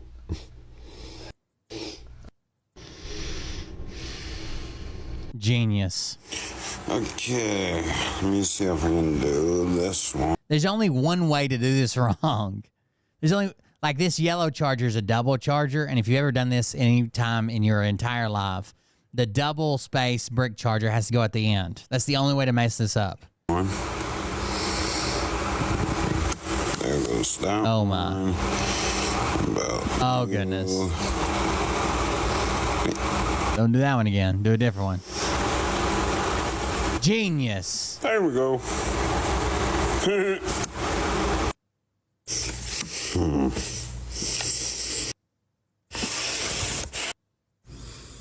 Doing a lot of videos, not a lot of Country Corey.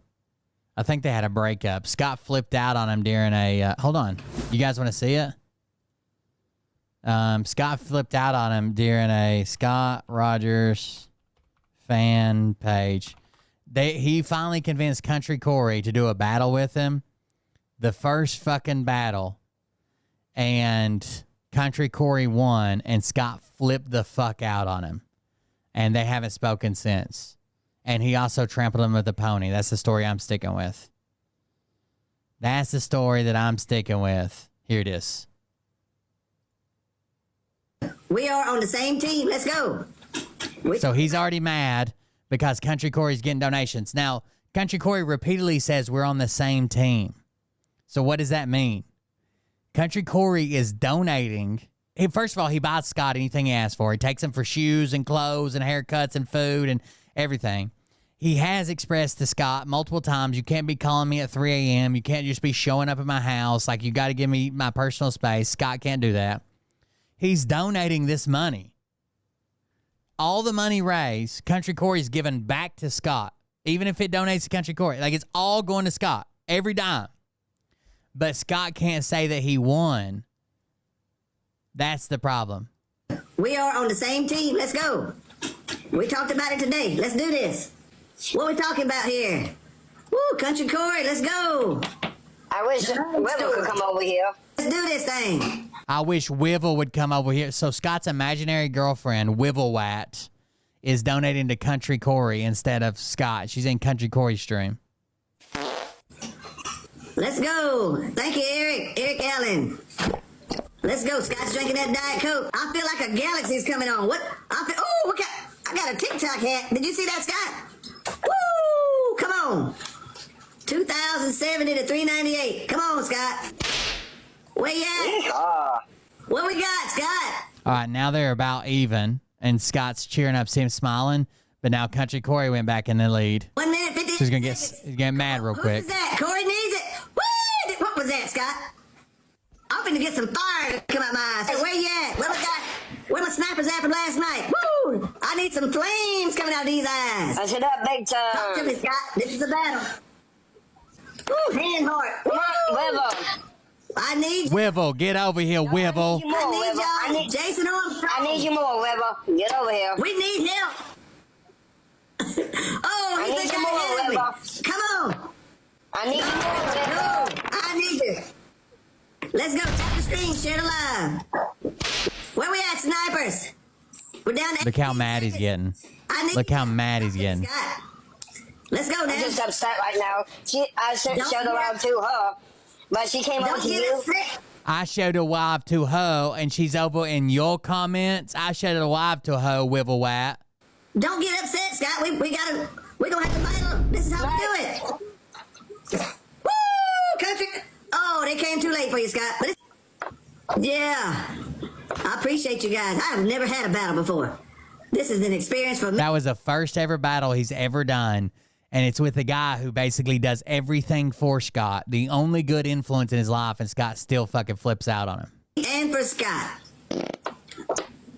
We're going to rematch. I wish whoever would come on my side.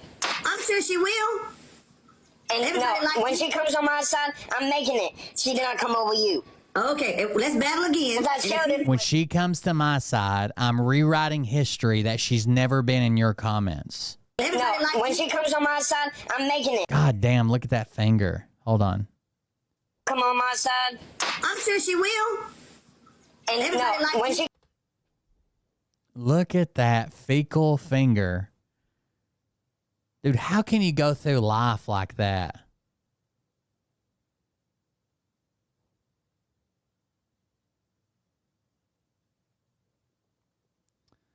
Scott is a big-time manipulator or scammer over on TikTok who uses disability to fucking lash out at people, attack people, scam people out of donations, claim that he's raising money for charity but buys toys. He's just, I don't know. Scott's a piece of shit. Sending unsolicited nudes to minors. Scott Rogers is the guy's name. He's a piece of shit. She comes on my side, I'm making it. She did not come over you. Okay, let's battle again. I showed it with her. I showed it with her. And she decided to come on yours. But guess what? Big Booger Double All Get Down. Hit the rematch. Let's go. You want me to accept it? Yeah. Right now, hey. Where you at, Scott? We in the mix. He stole a few thousands of dollars from charity. People literally donated. They did this big thing, a big battle, where they were raising all this money for a person who had lost a bunch of stuff. It was like a charity, and she had kids. I think her house had been destroyed or burnt down or something like that. And Scott stole the money, thousands of dollars, it's like $5,000, and then sent $300 to her and said, I sent all the donations. Whoever's on my side. Who? God, Wibble, get over here, Wibble. I don't see you joining. Get over here, Wibble. The Uncle William. Thank you, cousin. Thank you. This shit's fucked. I need you. Come on, Scott. Get your head into it. Let's go. Wow. I thought she really loved me. Everybody. I thought she really loved me. I thought my internet girlfriend I've never met or even seen a picture of her named Wivelwat really loved me. Everybody loves you, Scott. I love you too. Let's go. Talk him up, Scott. My feelings are hard. With attack ranges. Let's go. Let's go and pull them snipers out from under the bridge. What did Scott just get? Oh my goodness. Scott, you gonna tell him thank you? Thanks, guys. Did you see what they just did for you? Come on. Yeah, I know. All right. He's winning. He can't be happy. And upset right now. You can't be hurt. You're out front by 8,000 points. Let's go. Look at me. I'm still happy. Let's go. Where my snipers I'm at? hurt and upset at River. Don't be putting nobody's name on it. Let's go, Scott. Come on. If you're going to be a team player, hey, win. Oh, he's ripped his cape off. Let's go. Look at me. I'm down by 8,000. Look at that, Scott. You tear me up. Let's go. Tearing you a new butthole. Stop. What do you mean by that? There you go. You know I don't do that. You see that? The Panda Express. I hear you, Scott. Panda Express. Hey, Scott, I think you're gifting yourself. You ain't supposed to beat me that bad. Don't do a comment. Do not do. Somebody needs to bring Country Corey out of this slump. Let's go. No, Corey. No. Let's go. Take it back. Get to myself. Take it back, Corey. Well, you're not supposed to, but I need to see you. We're battling. I know, but that's all comment, not me. Okay, let's go. Come on now. Look at the score. Let's go. We're down to Having a minute. fucking meltdown, dude. And you're doubling my score. Let's go. No, that was wrong of you what you said, Corey. That was totally wrong. There you go. You're trying to be something else. Come on. Let's go. Look at the score. Come on, Scott. You don't piss me off, Corey. Okay. Good. Saying that, what Clement does, you think I do that? No. On my other phone, I'm in your live under Skull Man. Let's go, Scotty. Look, we're down to 8 seconds. Basically said he was using them for donations and he's mad about it. Like, you're getting all these donations because I'm here and you're mad about it. That's what Comet does to me. You got me. Golly. Look at you. You get mad when you win, you get mad when you lose. Nah, I don't get mad when I get mad because someone has pushed my buttons. Cool, Brandon. Look at you. Now he's getting mad because he's talking. I'm trying to do my shout-outs without interruptions. Hey, well, close the screen if you don't want to see me. There y'all go. The superhero crying because he won. I'm not crying. Corey's had enough. I'm looking at you. You done tick me off. Good, Scott. Good. No, it's not good. No, it's not. Okay. I wonder how many times he called him the N-word. On here looking at everybody and they're watching you do what you do. But that what you're doing right there? Okay. I'm calling you right now, Corey. Okay, you do that. Why don't you quit being goddamn hard-headed? Right now, Corey. Okay, you do that. Goddamn, why don't you quit being goddamn hard-headed? We are on the same team. Let's go.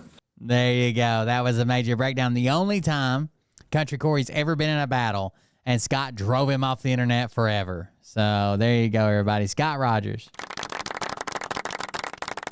All right, I think that's it. Yeah, we'll be back tomorrow. Consider supporting the show if you want to keep it going. That's up to you. You can make a contribution at coldbeer.fund, buymeacoffee.com/coldbeer. Don't forget the GoFundMe for my sister-in-law. They kind of lost everything. Yeah, support the show if you can, and we'll be back tomorrow. Thank you guys for joining us. We'll see you on the next. I'm thinking of I got some ideas for some new content, maybe series or something I need to get rolled out now that work's kind of slowing down. I've got a few ideas. Patreon will get that stuff first and then everybody else afterwards. But thank you guys for joining us. Thanks for being here. Thanks for hanging out with me. And we'll see everybody on the next one. Have a good night. Love you. See you. Bye.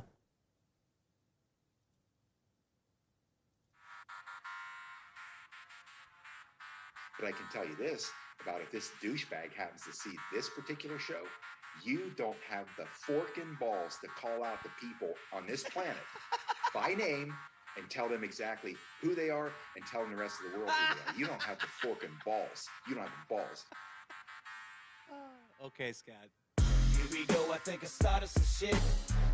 It's the month, it's about to get lit. Get the place in the best, you know that stage is set. You better buckle up, cause you ain't seen none yet. Here we go, I think I started some shit. Piss them off, it's about to get lit. Get the place in the best, you know that stage is set. You better buckle up, cause you ain't seen none yet. And they say that I'm a lunatic. Well listen, bitch, I came equipped with a quick wit and a 6 cents for the stupid shit. Where my true believer? Y'all need Jesus. Praise the Lord, head to the extreme. All these false fucking prophets who profit off of gossip. Worshipping Trump's cock and begging for a throat deposit. Swinging fucking meat hammers like fool in a thong. He's strapped to the shaft, eating his chest like he's King Kong. Starving for attention, I'ma make your gut burst. I'll be your huckleberry, I can quench that thirst. Baby eating lizard people, alien sex. What's next? Trump. Have a good night, guys.